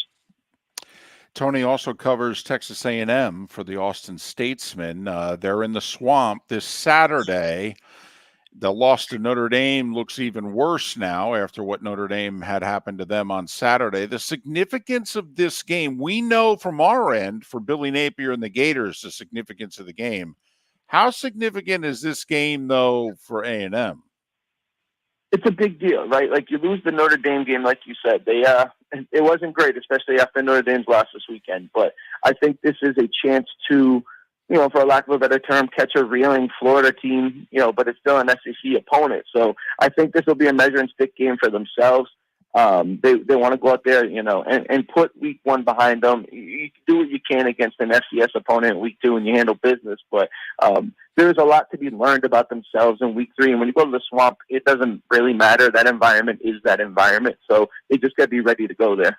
Yeah, Connor Wegman missed a lot of passes against Notre Dame. Did you see an improvement in week 2, and how much better does he have to get if they're going to win in the Swamp? Yeah, he honestly, it was night and day from week 1 to week 2. He, he took ownership, and everything you hear about it was that he was a stand-up guy in the locker room, understood that what he did wasn't enough. He needed to continue to progress, and he went out there against week 2 and just did that. Now, again, you can look at the opponent and say that's what he should have done or that's what he should have did at the beginning. But either way, you went out there and he did it. So I think against the Florida Gators, in an environment like that could be hostile, SEC matchup, if he's able to continue to progress, I think all of the feelings after week 1 will start to dissipate just a little bit. Tony, thanks for making time for us, particularly at this hour. All right. All the best. Hopefully we can talk down the road. Absolutely, guys. Thanks again. Tony Catalina covers the Cowboys for Pro Football Network. He covers Texas A&M for the Austin Statesman. He's host of a First and 10 Cowboys podcast. Follow Tony on X, Tony_Catalina. Tony joined us on the American Paint Supplies hotline. Thanks to American Paint Supplies for supporting Miller and Moulton. Look at this. We got the Floormeister Studio, American Paint Supplies hotline. We've got quite a team. We are cooking with heat, as they say. They said a long time ago, and I'm showing my age. Ian O'Connor, author of Out of the Darkness, The Mystery of Aaron Rodgers, he will join us in about 12 minutes' time. So I was thinking about watching the Connor Stallions documentary on Netflix. Okay. And every time he coaches, I'm less inclined to watch it. Did you see? So he's helping out a Detroit school who's not good. I think it's Mumford. They get shellacked in week 1, and the coach has a stroke. Right. And has to step aside. So Connor Stallions takes over as head coach. Right. They play a team from Flint and get beat 60 spit on Friday night. Right. He has not had ample time to collect signals. Well, no, there's no doubt about it. Doesn't have the resources that he had, the tapes, the computer software and all that. There's no doubt. This just in, Mark, it's a lot tougher if you don't know whether or not it's going to be a run or a pass. Seemed to be that way for Michigan on Saturday, too. Well, and not only that, it's one of the few times that Michigan in the last few years has lined up against somebody in which you said, oh, they have at least as much talent, maybe more as Michigan. And let's be honest. Roster to roster, Texas is better. It is. But Michigan thought they had a D-line that could compete with anybody, much like the Florida State D-line. And, whew. Right. Yep. Whew. They were outmanned. Texas planted the flag, too.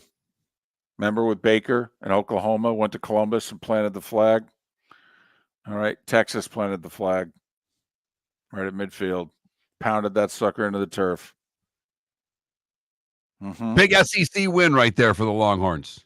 Are you taking them now, SEC?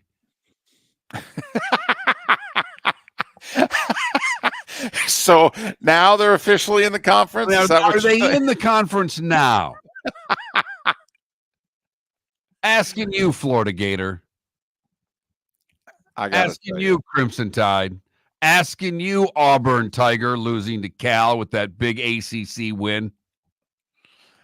So, and the cool alumni or fandom scale, it's tough to out-cool Matthew McConaughey, isn't it? I mean, that's another thing that Texas has going for them. They got the Heisman Trophy candidate at quarterback, Quinn Ewers. They got a Manning waiting in the wings, and they got McConaughey and his hats, okay?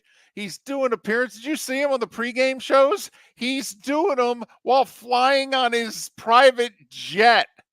He's doing the interview. All right.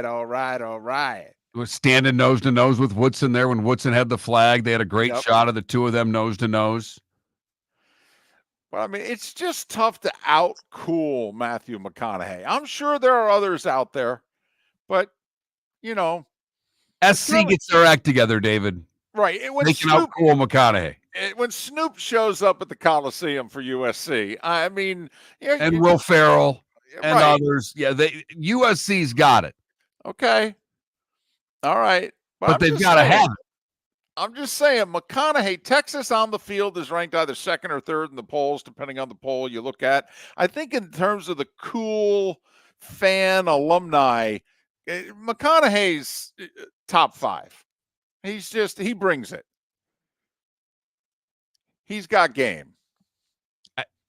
Yes, he does. They are fun. They're fun. And Mark, is Texas and Miami back? No.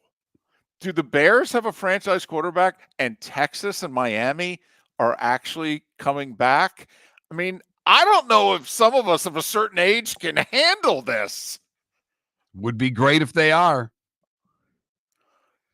Oh, my goodness. Would be great if they are, but we will see. On the, Miami still has a lot to prove to me. Beating a mediocre Florida team badly is a great start. Don't slip up. By the way, Logic Man in our Twitch chat room says Uncle Luke for the Canes. Really? Well, Uncle Luke and Matthew McConaughey. 2 Live Crew and Matthew McConaughey. Let's pump the brakes a little bit. Just a little bit. Miller and Moulton. For those leaving us, that's a shame because Ian O'Connor, author of the Aaron Rodgers book, is joining us next. American Paint Supplies, for nearly 30 years, is your one-stop shop for all your coating needs. If you are a designer, a contractor, a professional painter, or a weekend warrior, American Paint Supplies is the place where experts go to get expert solutions. At 6100 Shirley Street in Naples off of Pine Ridge, American Paint Supplies delivers the best solutions with the best products with the best support. Meet Gene and his team today at American Paint Supplies. Call 239-566-2700. That's 566-2700 or online at AmericanPaintSupplies.net. Wine glasses never fall over until you get a brand new rug. Oh no! Ketchup bottles act normal till you're wearing a new shirt. Oh, you kidding me? And rocks slide peacefully on the road till the day you get a brand new windshield. Then they fly up off the road and attack without mercy. That's why new windshields from Glass Doctor come with our windshield protection plan. Unlimited repairs and 1 replacement for 12 months. Don't just fix it, protect it. Glass Doctor. A neighborly company. Gentlemen, as your wife mentioned getting new flooring, but you don't want to go through the hassle, well, go see the Floor Meisters in Naples next to Costco. They understand your time and money are important, so they'll make it as painless as possible. With a huge in-stock selection of carpet and Cortec, they can get you the floor your wife's been asking for. They carry wood, vinyl, carpet, and tile. If you do it yourself, no problem. They can handle that as well. So go see TJ at the Floor Meisters and tell them, just keeping it real. Visit Jason and Todd at the Diamond District. When you enter the Diamond District, you will quickly discover what makes Jason and Todd so unique to Southwest Florida. Within the walls of the Diamond District, you'll find many of America's top jewelry designers who have chosen the Diamond District as their authorized representative in Southwest Florida. Takori, Fana, A. Jaffe, Veragio, Christopher Designs, Shy Creations, Henri Darcy, all names synonymous with excellence and all proudly showcased at the Diamond District. Cape Coral Police Department is growing. They are currently looking for police officers and are offering a $10,000 signing bonus to newly hired officers. If you desire a career in law enforcement, or if you are already in law enforcement and thinking about making a move to a better agency, think Cape Coral Police Department. If you're looking for a police department that is committed to excellence, that invests in the highest level of training, state-of-the-art equipment, and some of the highest compensation in all of Southwest Florida, then the Cape Coral Police Department is for you. Visit capecops.com. That's capecops.com. Mark Miller for Molly Maid. Why Molly Maid, you ask? Trust. Moulton was a customer for 15 years. Affordability. Didn't I just say Moulton was a customer for 15 years? Worry-free services. Our professional house cleaners are fully insured and a 24-hour warranty. Call Molly Maids today at 239-774-5839. That's 239-774-5839 or online at mollymaid.com/FTMYERS. That's mollymaid.com/FTMYERS. This is Miller and Moulton.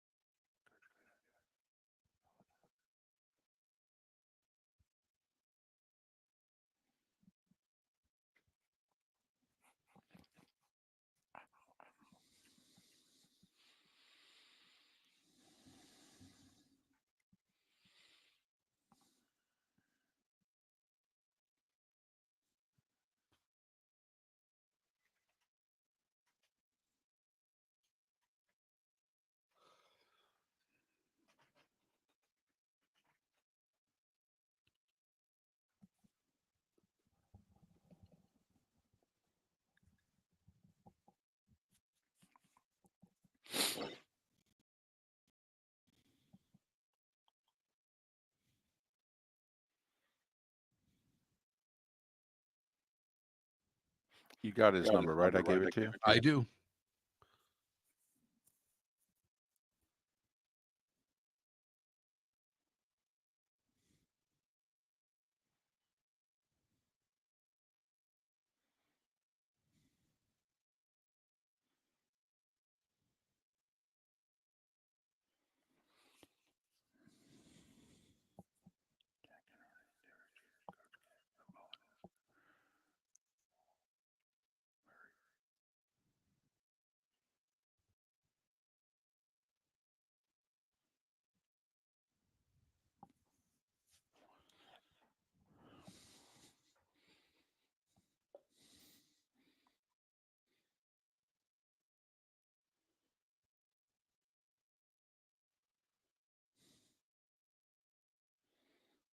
He is on. Love when the show comes together.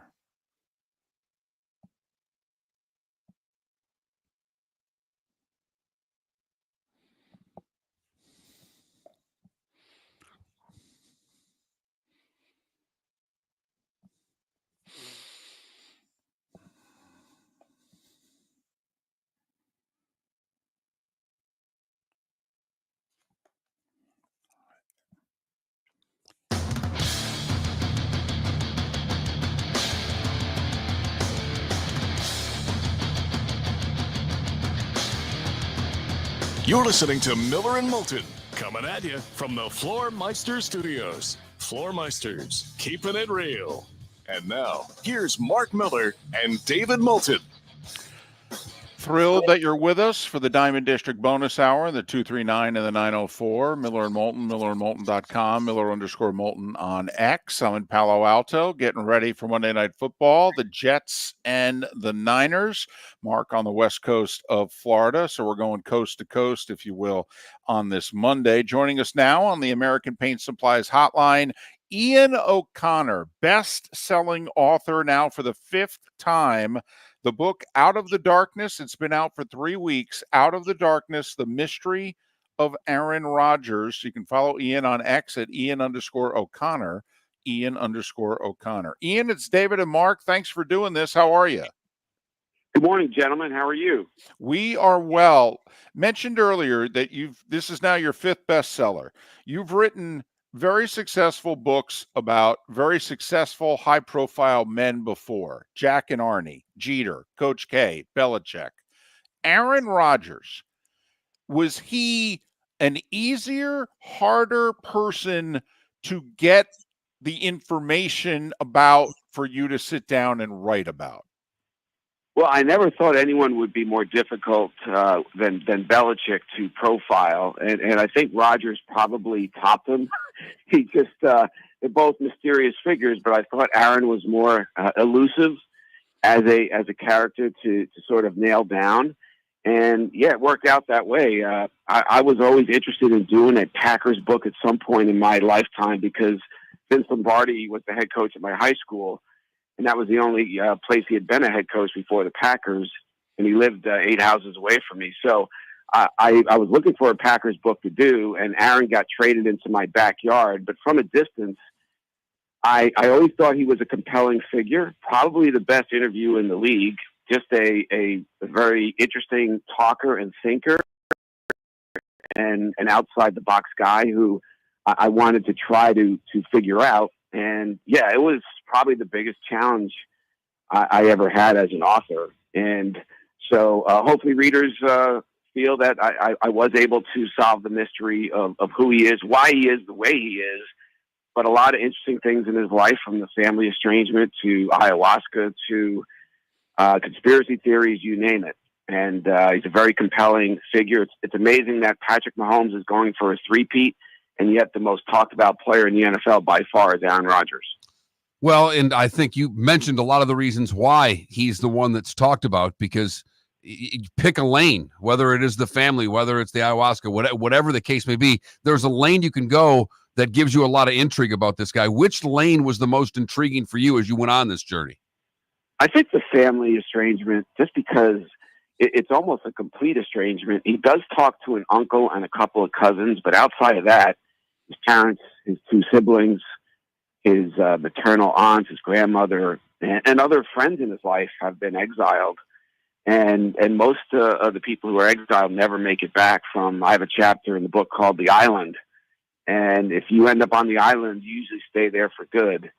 And so why is he wired that way? I think I have a quote from a good friend of his in the book who was on that island and actually got rescued. And he said that Aaron has always had this mission of being an all-time great, a master of his craft. And if you're not mission aligned, he will permanently remove you from his path. And whether you're a friend, a family member, whoever, and that is just, he's got that character trait. It's not a favorable one, but he's not the first person I've known in sports to have that trait. And so I wanted to explore why. And it's very complicated, like most family fractures. There wasn't one defined reason. There seemed to be about 15. A lot of them, at least from the outside looking in, were fairly minor and trivial seeming. And I do have a hopeful scene in the book of his father and Aaron hugging at a golf tournament in Lake Tahoe last summer. That's the first time they'd seen each other or spoken in 9 years. They each said, "I love you." It was an emotional scene. And afterward, Aaron told me that he wants to have a relationship with his dad again. So hopefully that's the first baby step towards reconciliation. Ian O'Connor, the book is Out of the Darkness, The Mystery of Aaron Rodgers. It's been out for 3 weeks. You know where to get it. It is already a New York Times bestseller. Follow Ian on X at Ian_O'Connor, Ian_O'Connor. This may sound like a really stupid question. I'll apologize in advance. So how much football is in the book? I mean, before he got hurt, we were talking about him as one of the 10 best to ever play his position. I'm just curious, how open were current and former teammates about him? Oh, yeah, there's a lot of football in the book because he's a great all-time football player. And I have him in my top 5 quarterbacks of all time. I have him 5th, actually. It's interesting. He should have been a Tampa Bay Buccaneer. John Gruden had called him a couple of days before the draft in 2005 when he was head coach of the Bucs and said, "If you're there at 5, we're taking you." And Aaron was pretty happy about that because he realized that his dream team was the 49ers. He grew up in Northern California, idolizing Joe Montana and Steve Young. And at that point, it was clear they were taking Alex Smith. So he was pretty happy to go 5 to the Buccaneers. And but his agent was pretty sharp about it. Mike Sullivan, he knew John Gruden occasionally could leak out information to gain leverage in a trade.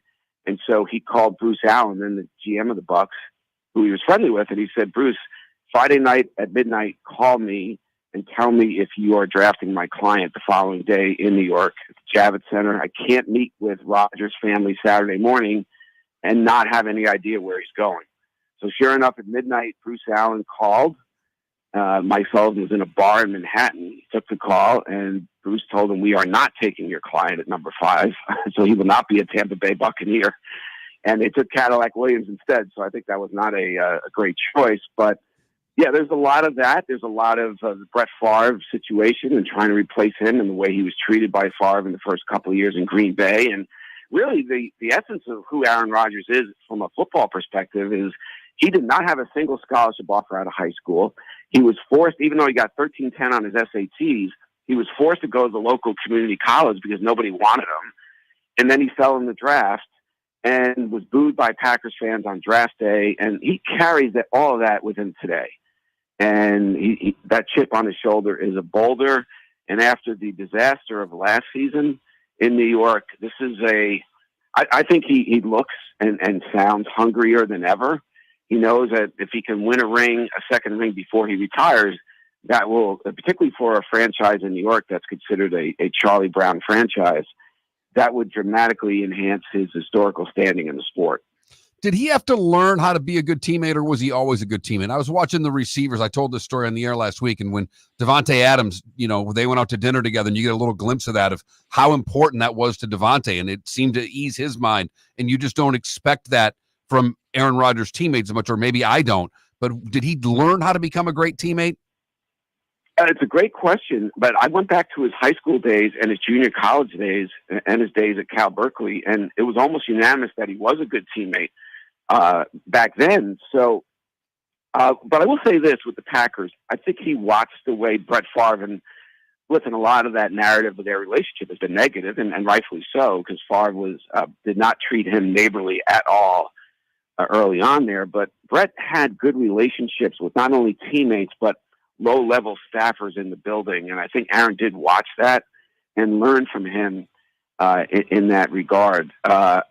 So he became a very good teammate. That's one thing that surprised me. Mark and David I thought I would get more negativity as I interviewed hundreds of people around Rodgers, particularly his teammates. But throughout his 20-year career in the NFL, outside of Greg Jennings and Jermichael Finley, who had criticized him a number of times over the years, it was almost unanimous in how they respected him as a leader and a teammate. And when he arrived in New York, the Jets, they just could not say enough positive things about him. And they meant it. It was genuine. They looked at him almost with reverence. And so I do think that should matter because he spends more time with his teammates than anyone. And that is not usually talked about in the public discussion of who Aaron Rodgers is as a player and as a person. And I think it should be because, again, he spends more time with those people and they swear by him almost to a man. So listen, he's a smart guy. He knows you're writing this book about him. He knows that you're doing your homework. You reached out to 500, talked to about 300 people for this book. When he finally agrees to talk to you, how was he? Oh, he was good. I mean, he's a good talker, as you guys know. And you may disagree with a lot of what he's saying, but he's candid. He can be engaging. He's thoughtful. He doesn't speak in cliches. He always speaks in long form with his responses. And yeah, he was willing to talk about his family estrangement really for the first time ever. And some things he didn't want to go into for public consumption, but he talked about his mistake with COVID. He never should have said, yeah, I've been immunized when he wasn't vaccinated. He admitted that was a mistake. So I had no idea how much time he was giving me.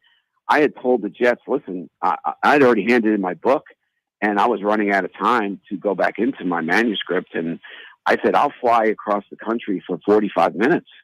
And so they eventually said, yes, he'll see you. I had no idea. Like, I thought he would throw me out of there after a half hour if he didn't like my line of questioning. So he's an unpredictable guy. But he did. It was a fact-checking session for 2 hours based on all the interviews I had done. He definitely made it a better book without question. And he didn't owe me anything. It's unauthorized. So he had no editorial control. He was getting no money, not that he needed it. But, he gave me something he didn't have to give, and I did very much appreciate that. Well, Ian, first off, congratulations on the success you've already had in 3 weeks, and we hope it continues. The book is Out of the Darkness, The Mystery of Aaron Rodgers. Ian O'Connor, the multi-time best-selling author, is the author of it. Follow Ian on X at Ian_O'Connor, Ian_O'Connor. Ian, congratulations, and hopefully we can talk again. Hey, Mark and David, it's my pleasure. Thanks for having me on. Ian O'Connor joining us here on Miller and Moulton. It is interesting when you do the unauthorized biography. Right. And the guy who's the subject of the biography says, I want to sit down with you. Right. I've heard enough good things. You've talked to enough people. You've obviously done your homework. I love that he said the first 2 hours was fact-checking. Okay, this is what I was told. Yeah, that's true. Okay, number 2. Okay, now that we fact-checked these 332 things, how you feeling? It is fascinating, though, when you get out of his circle. When you get on the island, you stay on the island. That's something that Miller and Moulton have to at least appreciate a little bit. Totally. Oh, Lee, when he said it that way, I said, well, my regard for Rodgers just went up. Couldn't do it to my family. Don't get it. But I had a long stitch with my father and I didn't talk. Thank goodness we got over that.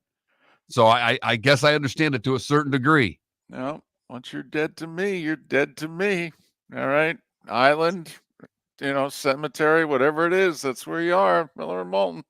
American Paint Supplies, for nearly 30 years, is your one-stop shop for all your coating needs. If you are a designer, a contractor, a professional painter, or a weekend warrior, American Paint Supplies is the place where experts go to get expert solutions. At 6100 Shirley Street in Naples off of Pine Ridge, American Paint Supplies delivers the best solutions with the best products with the best support. Meet Gene and his team today at American Paint Supplies. Call 239-566-2700. That's 566-2700 or online at AmericanPaintSupplies.net. Mark Miller for Molly Maid. Why Molly Maid, you ask?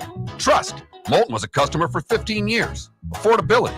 Didn't I just say Moulton was a customer for 15 years? Worry-free services. Our professional house cleaners are fully insured and a 24-hour warranty. Call Molly Maids today at 239-774-5839. That's 239-774-5839 or online at mollymaid.com/FTMYERS. That's mollymaid.com/FTMYERS. The Cape Coral Police Department is growing. They are currently looking for police officers and are offering a $10,000 signing bonus to newly hired officers. If you desire a career in law enforcement, or if you are already in law enforcement and thinking about making a move to a better agency, think Cape Coral Police Department. If you're looking for a police department that is committed to excellence, that invests in the highest level of training, state-of-the-art equipment, and some of the highest compensation in all of Southwest Florida, then the Cape Coral Police Department is for you. Visit capecops.com. That's capecops.com. Gentlemen, as your wife mentioned getting new flooring, but you don't want to go through the hassle, well, go see the Floormeisters in Naples next to Costco. They understand your time and money are important, so they'll make it as painless as possible. With a huge in-stock selection of carpet and Core-Tech, they can get you the floor your wife's been asking for. They carry wood, vinyl, carpet, and tile. If you do it yourself, no problem. They can handle that as well. So go see TJ at the Floormeisters and tell them, just keeping it real. This is Miller and Moulton.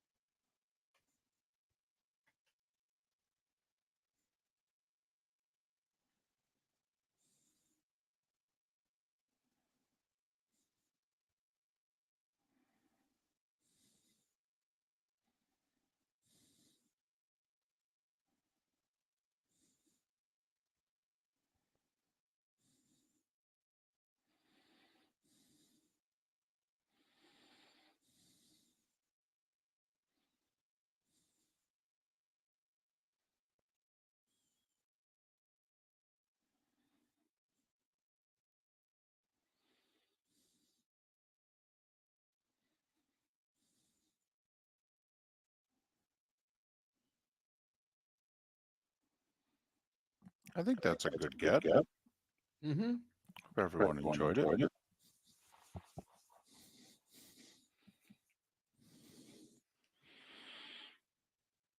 He was great right from the get-go. I'm like, thanks for doing this. Really appreciate your time. He goes, you're helping me.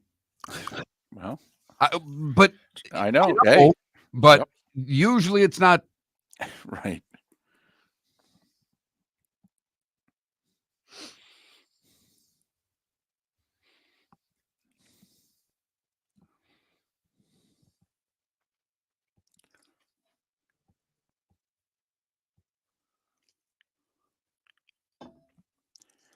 My wife is going to a pain management meeting today.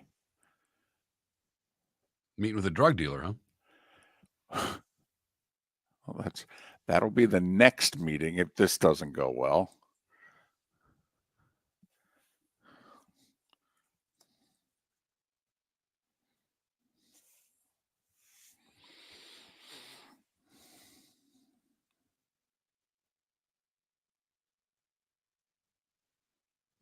So far, bad golfer. So far. Looks like we'll get through football season. Yeah, Guillermo, it's trust me, at this point, there's no suggestions.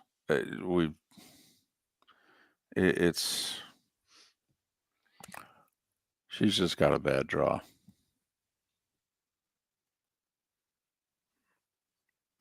I am so looking forward to the nap I'm going to take today. Oh, I'm so with you, man. You're going to beat me to it, but I am so with you. I'll go home. I'll put on the John Oliver show.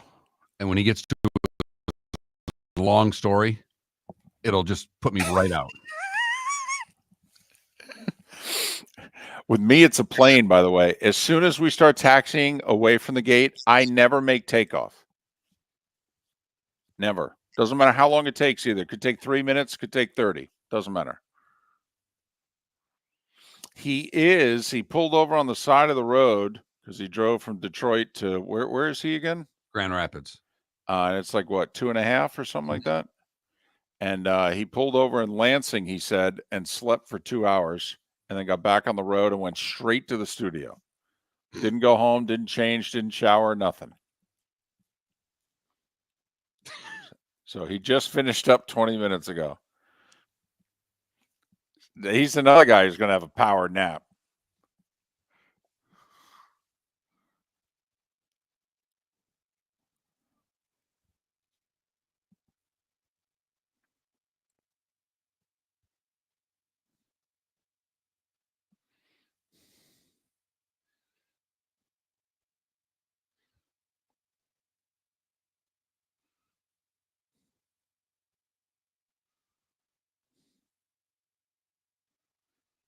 Hope he's not working that second job today. Right. This is where you just need to be able to go to sleep. Welcome to the bonus hour, brought to you by Jason and Todd at the Diamond District. And now, here's Mark Miller and David Moulton. 21 minutes past the hour. Coast to coast edition of Miller and Moulton. We'll do it today and tomorrow. Mark's on the west coast of Florida. I'm on the west coast of America. You know what we are? We're the ACC. You're representing Stanford. I'm representing the University of Miami. Hey, don't forget about Cal. We went to Auburn and we won. Okay. Yeah. You're right. I'm in Palo Alto. Okay. Which is the home of Stanford. And you're right. We are the ACC. We're the ACC today and tomorrow. Miller and Moulton. Listen, our poll question, very snarky. We've not done a good enough job promoting it. It's a shame. It was actually a terrific question. So which guy, after getting put in handcuffs, performed better? Scotty Scheffler, who before the second round of the PGA, we all know about the incident. He got handcuffed. He got arrested. And mugshot and everything. He made it back to the range and went out and shot 5 under. Tyreek Hill, after getting, detained, although they put him in cuffs, and they did cite him for reckless driving. They had him face down on the cement, didn't they? Yeah, there is video of 4 guys in and around, if not on top of him. Yes, that's why Calais Campbell pulled over. It's kind of like, what the heck? And so the cops weren't having it from Calais. They put him in handcuffs. Yeah, he got too close, which you don't walk I up understand on one of those scenes. Yes. No matter who you are. Right. You could be the mayor of Naples. Well, I'm not the mayor today, okay? Sorry, she deserves a break from everybody. But of course, we're known for our snark, so she's not going to get it here. Anyway, who performed better after being detained, arrested, put in handcuffs, whatever you want to call it? Tyreek or Scotty? That's our poll question. I voted Scheffler, not to take anything away from Tyreek Hill's performance, but the 5 under after the mugshot, I thought Scheffler went through a little bit more. Right. He did have to go downtown. He was booked and right. Mm-hmm. Okay, and that's fair. I voted for Tyreek, not because I thought his stats, 7 catches for $130 are better than, Scheffler going, 5 under 66, I think it was. I just thought he contributed to the win. That touchdown was a huge play. They don't win without that play. I gave ever so slight edge Tyreek because it led to a win. Scheffler ended up top 10. But listen, it's your opinion. You're not wrong. No one's wrong. It's an opinion question. So there you have it. It's our poll question. That Mark Miller, the David Moulton, Miller_Moulton on X. So if Dak's making 60, it begins next year. He's making $5 million more than anybody else. What are the Niners going to have to pay Brock Purdy? I'm not even getting to the Chiefs and Bills, who have guys under contract who clearly in the next year, they're going to wait till next offseason and they're going to go, hey, I don't know if you've noticed, but we're woefully underpaid considering how good we are. We probably need to talk. Let's just go Niners, Brock Purdy, go. David, let's just assume he has a similar season to a year ago, which I believe was 31 touchdowns, 11 interceptions. By the way, if you're going stats, never mind how the team did. Right. Okay. Then doesn't he automatically, I don't think he's going to get more than Dak. I don't think he's going to get the same as Dak, but doesn't that immediately make him in the 50? What's second right now? Tied for 55. There's a 2 or 3 way tie at 55. So 57 and a half, 56, somewhere in there. Doesn't he have to surpass the 55s? So are you sure he doesn't surpass Prescott? I'm just saying, you remember, he's got all the leverage here. All the leverage. I mean, he's already beaten Dak in the playoffs twice, home and away, I believe. Or was that road win? Was that Garoppolo? Maybe it was Garoppolo. My bad. But if you're the Niners here, if you're Purdy, I mean, what if he pulls a Dak and he just says to Jerry, I'm not settling for a penny less. Don't know what to tell you. I got the leverage. I got hand and I'm using it. I mean, first off, do you go, let's just say your figure is right. You go 5 for 58, 5 for 290? Yes. Guarantee, by the way, this is what Purdy says. Purdy says to you, I'm Purdy. I say to you, tell you what, you don't want to pay me the Dak figure? Fine. I want $1 more guaranteed than Dak. I would probably do that. So if we go 5 for 285 or 5 for 290, but you got to guarantee me 232. And I think I could make that. I could live with that. So basically you're guaranteeing me for the 5 years. Yes. Okay.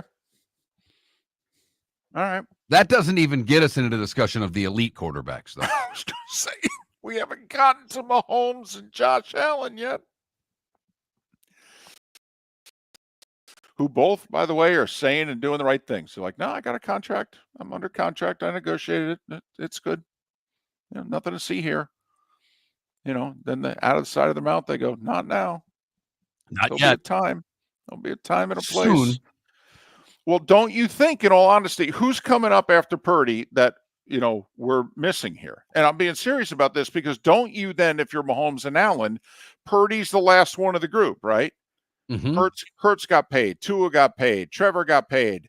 Okay, Burrow got paid. Herbert's paid.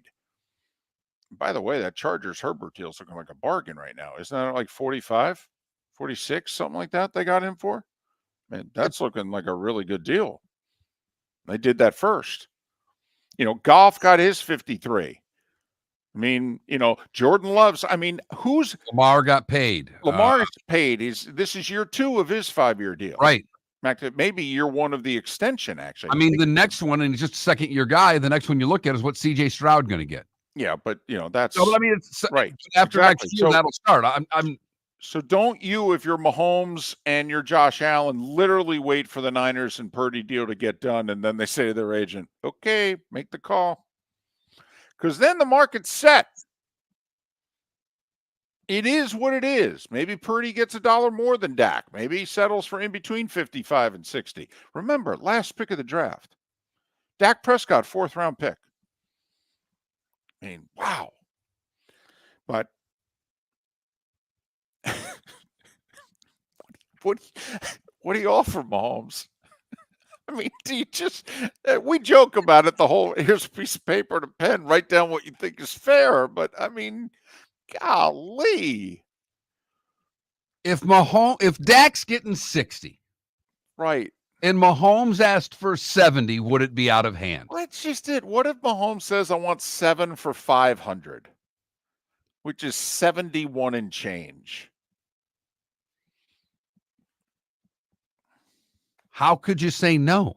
Well, you can say no, but no. But based on merit.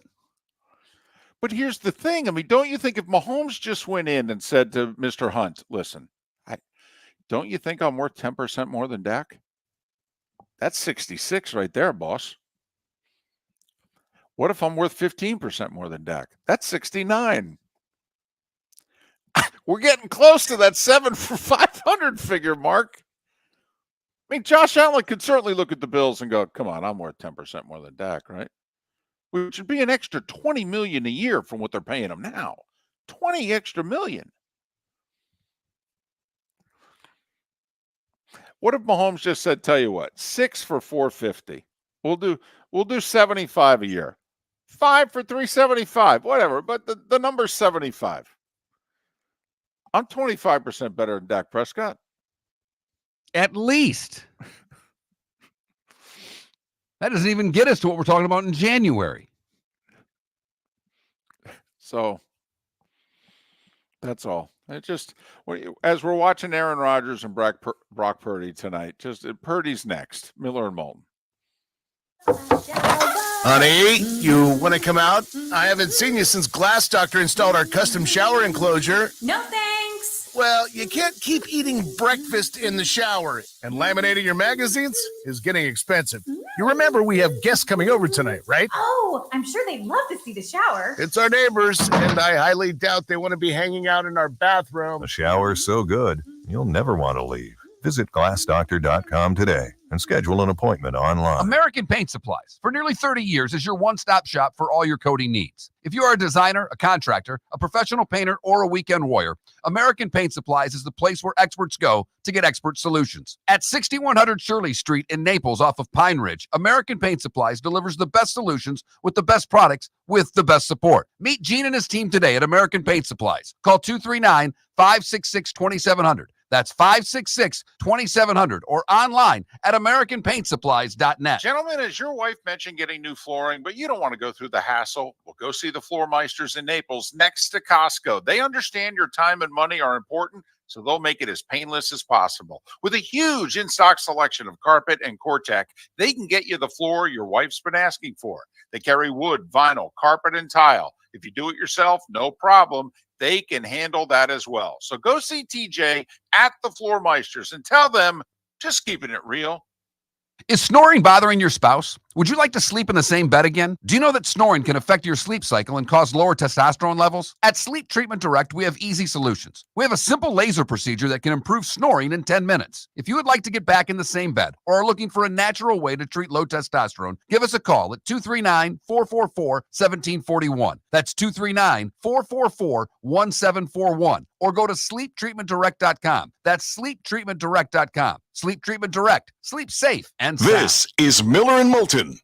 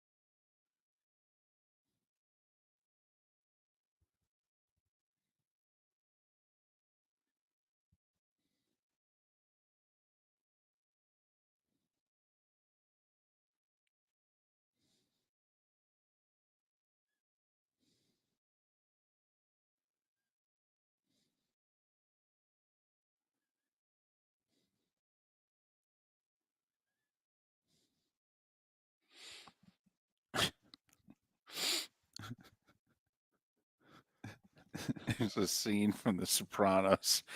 Tony Soprano sucking down pills and drinking water at a party, and it's where he collapses. He has his first panic attack, and it's Barstool Browns fans realizing how much time is left on Deshaun Watson's contract. Right.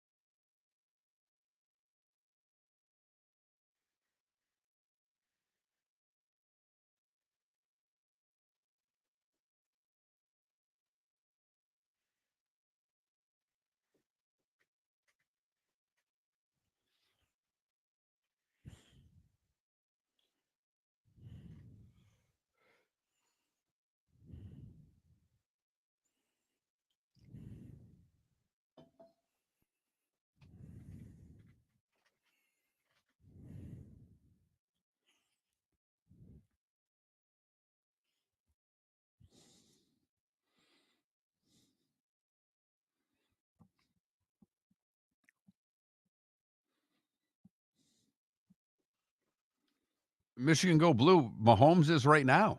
The deal he signed was very team friendly. Oh my goodness, the Mahomes deal is amazing. The Chiefs can't be the Chiefs without that deal.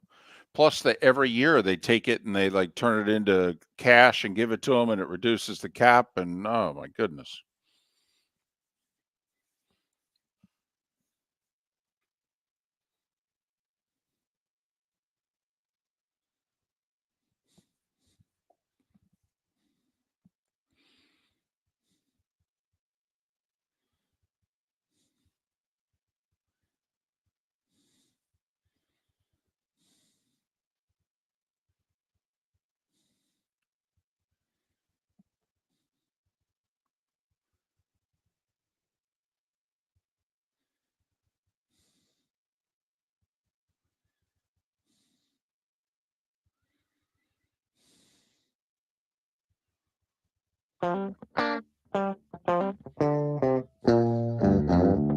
You're listening to Miller and Moulton. And now, here's Mark Miller and David Moulton.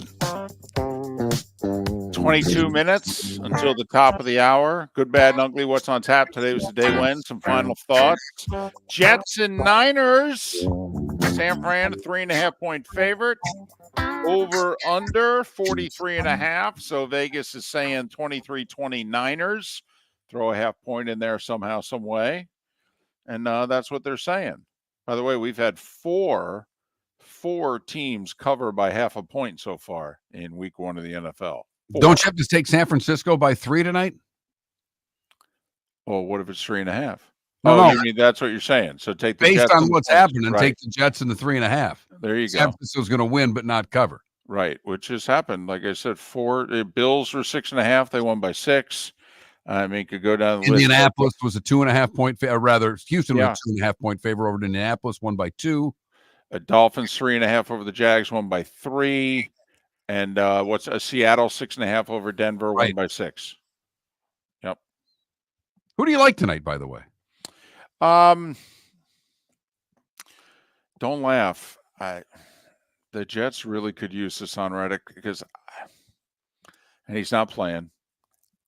I mean, Aaron Rodgers' numbers against the Niners, it's funny. He's got good stats. He doesn't have a good one-loss record, but he has a really bad one-loss record in the playoffs.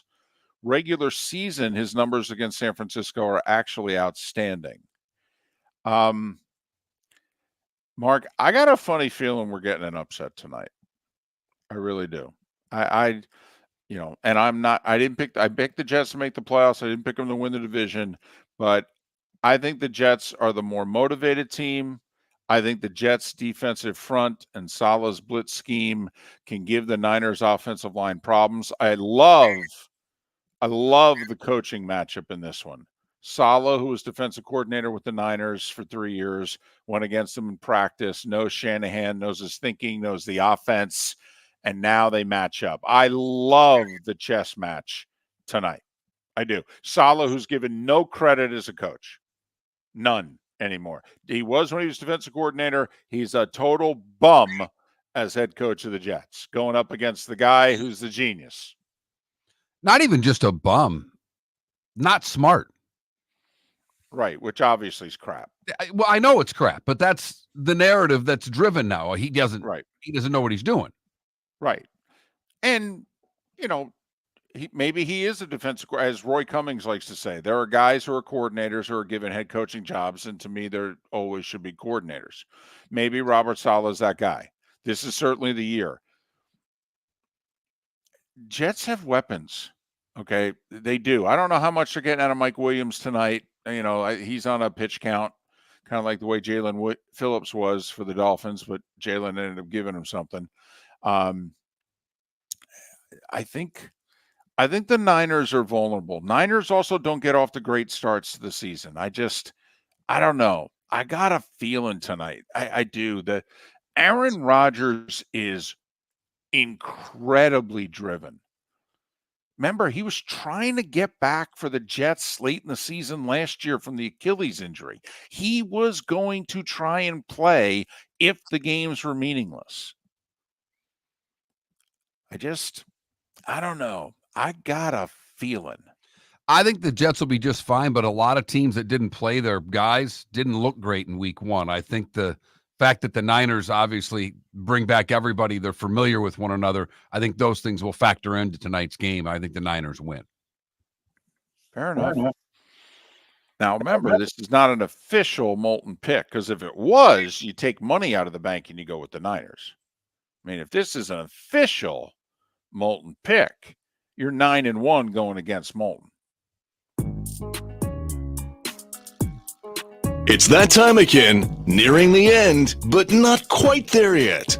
Here's Mark Miller with Today Was the Day When. Big day today in 1776, David. Maybe one of the better renamings that's ever happened. Okay.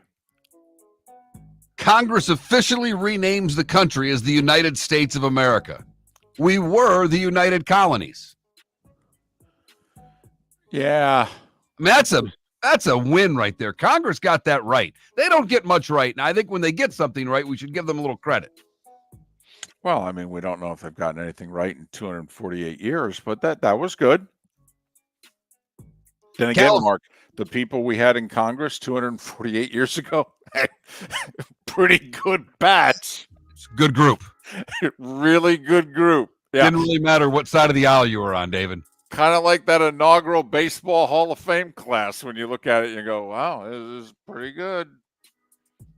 California becomes the 31st state of the union today in 1850. The American Bowling Congress forms today in 1895. What? What do they do? I don't know. Make sure the lanes are waxed properly. What they do? They mandate, requirements for bowling shoes. I mean, are they the ones to blame for those, worn out plastic, fake leather stuff that we had to wear? Anti-bowling, I see. Not anti-bowling. Okay, but you just came across anti-bowling. I'm not anti-bowling. I will say, so you're going out on a date and you're going bowling. And, you got your date attire. But if you're going bowling, you then have to figure out, how's it going to look with the shoes? Do I need to bring an extra pair of socks? Are these going to go? I can't go barefooted. I don't know. Did you have a bad bowling date once in your life? I don't know. No, I had There's a lot of thought into that makes me believe that there's something actually went wrong once. See, I'm actually a good person. See, I was never a great bowler. Okay, so the gal who went with me, I mean, I was going to beat her, but not by much. I'd bowl 150, 160 Okay. And so, I was not one of those show off bowlers. I always thought I was a good guy to be on a bowling date with. NBC was created today in 1926 by the Radio Corporation of America. Did they call it NBC? Matter of fact, they did.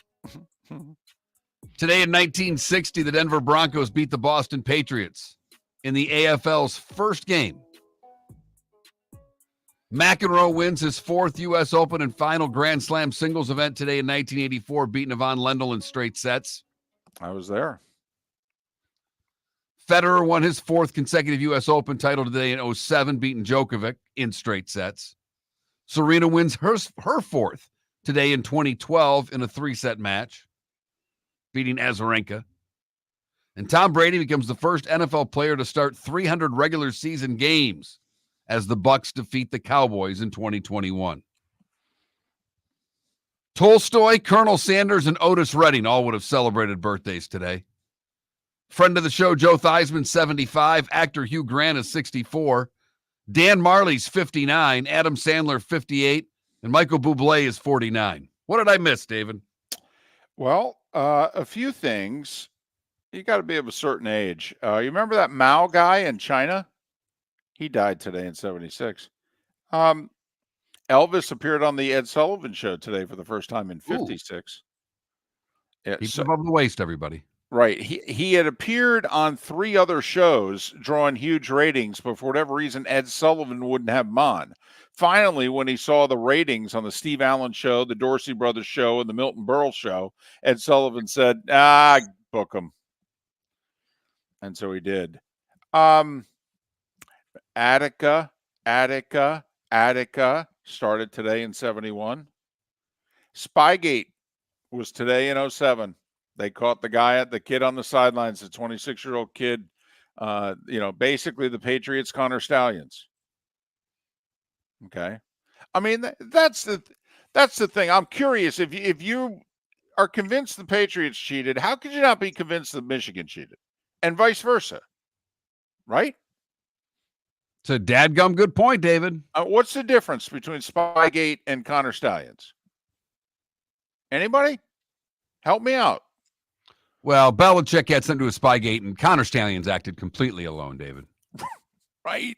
Absolutely did. Nobody knew anything about that. No, not Jim Harbaugh.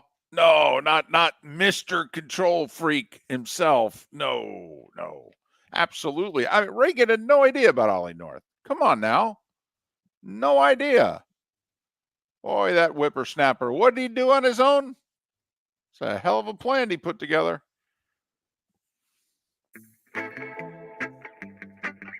Time to see life a little bit differently. Here's Mark Miller with the good, the bad, and the ugly. What you got, Mark? For the good today, we go to Maryland, where it all started because a man was looking for some potato wedges. I don't blame him. In fact, he had a craving for Royal Farms potato wedges, so he went to the store to order the snack. And while he was eating the spuds, he said, you know what? I'm going to get me a scratcher. Had 20 in his pocket, bought a couple of tickets, and made a quick 50 grand. All because he wanted potato wedges, proving once again how good carbohydrates are for you.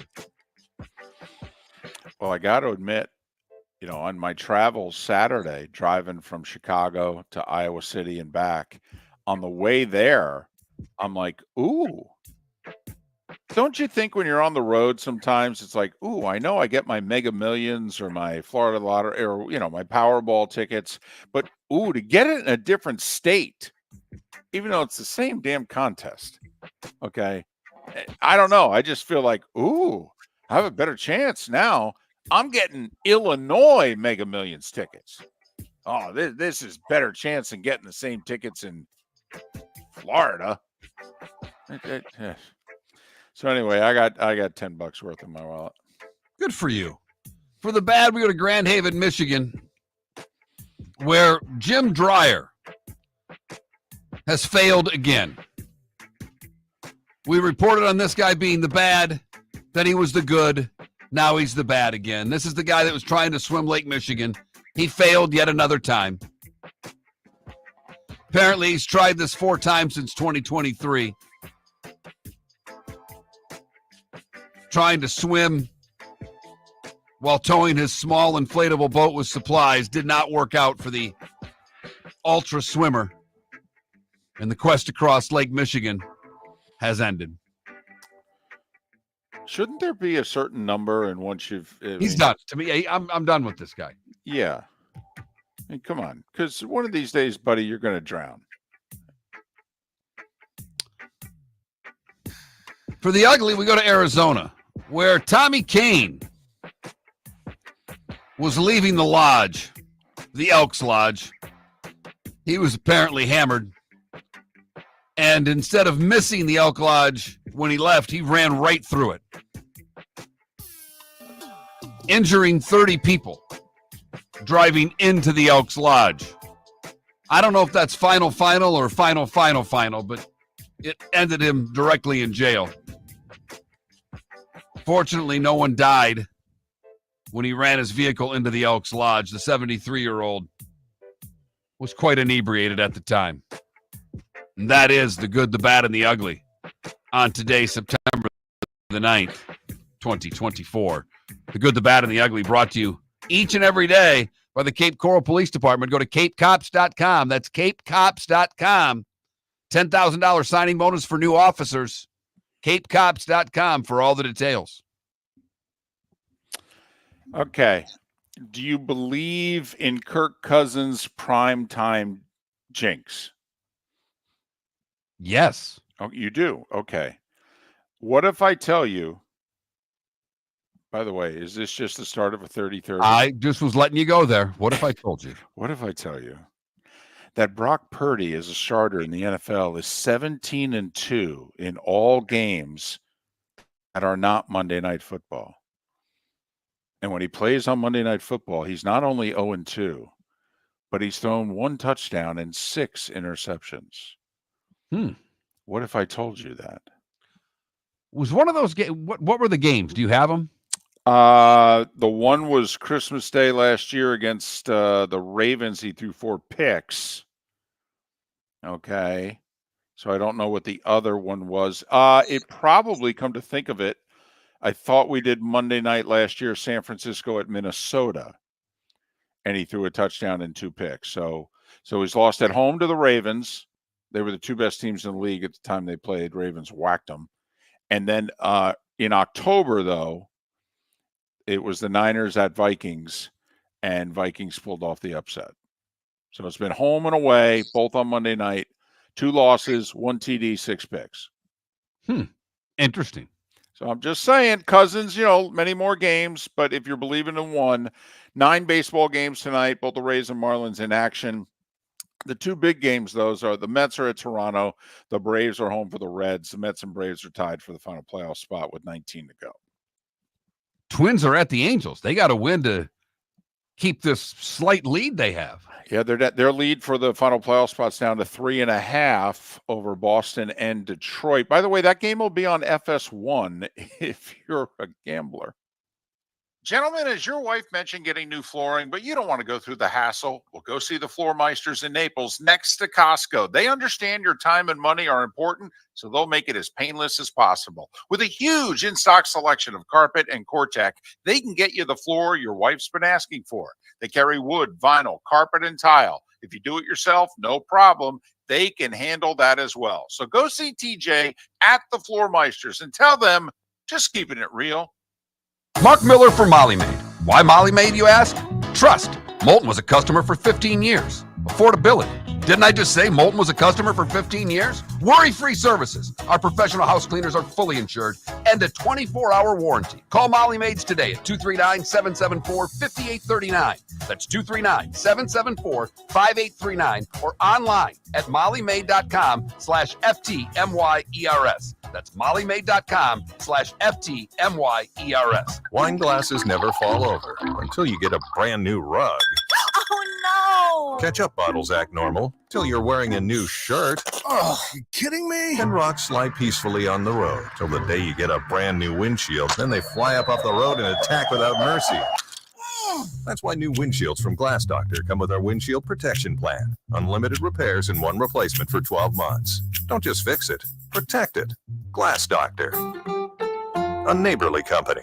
The Cape Coral Police Department is growing. They are currently looking for police officers and are offering a $10,000 signing bonus to newly hired officers. If you desire a career in law enforcement, or if you are already in law enforcement and thinking about making a move to a better agency, think Cape Coral Police Department. If you're looking for a police department that is committed to excellence, that invests in the highest level of training, state-of-the-art equipment, and some of the highest compensation in all of Southwest Florida, then the Cape Coral Police Department is for you.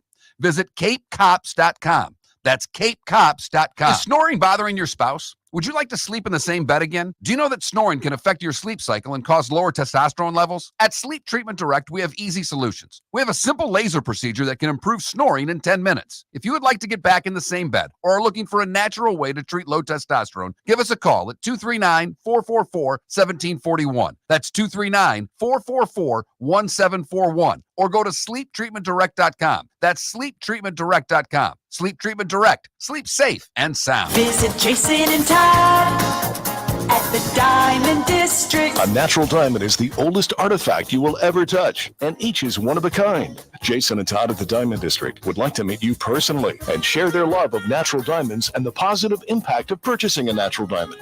We promise that in our vault sits the largest selection of GIA certified natural diamonds at the most competitive prices in the world. Jason and Todd look forward to shaking your hand and welcoming you to their Diamond District family. This is Miller and Moulton.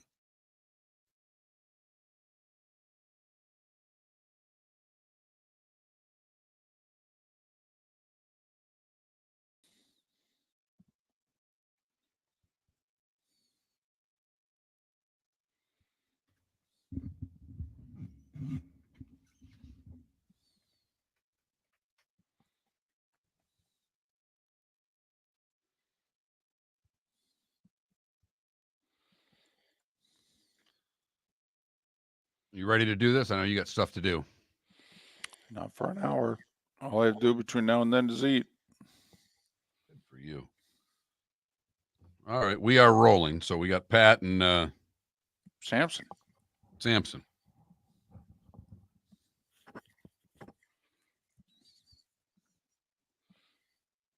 You tell me when. Ready. Coming up Tuesday on Miller and Moulton, David Sampson stops by to talk a little baseball. and Pat Kerwin looks back at Week 1 in the NFL. Miller and Moulton, Tuesday, 6 a.m.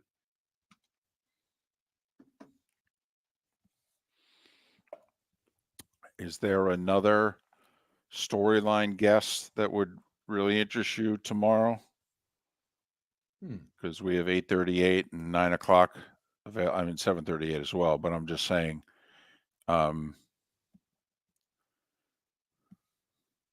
If so, text me. I'll work on it. Yeah, I think. Yeah, I don't know. I'll think about it. Okay. So for you got the Niners laying 3.5. I got the Jets in 3.5, and I'm leaning upset. Yeah. Hope Okay. you're right. Hope you're right. That'd make everybody go crazy for the morning. The Jets. Home teams 10-5 so far, straight up. Week 1. Oh my God, though. Think about it. There's a part of me though that just for get up purposes would want the Niners to win like 37-10. I want that. To have the Jets and Giants both get absolutely shellacked Week 1.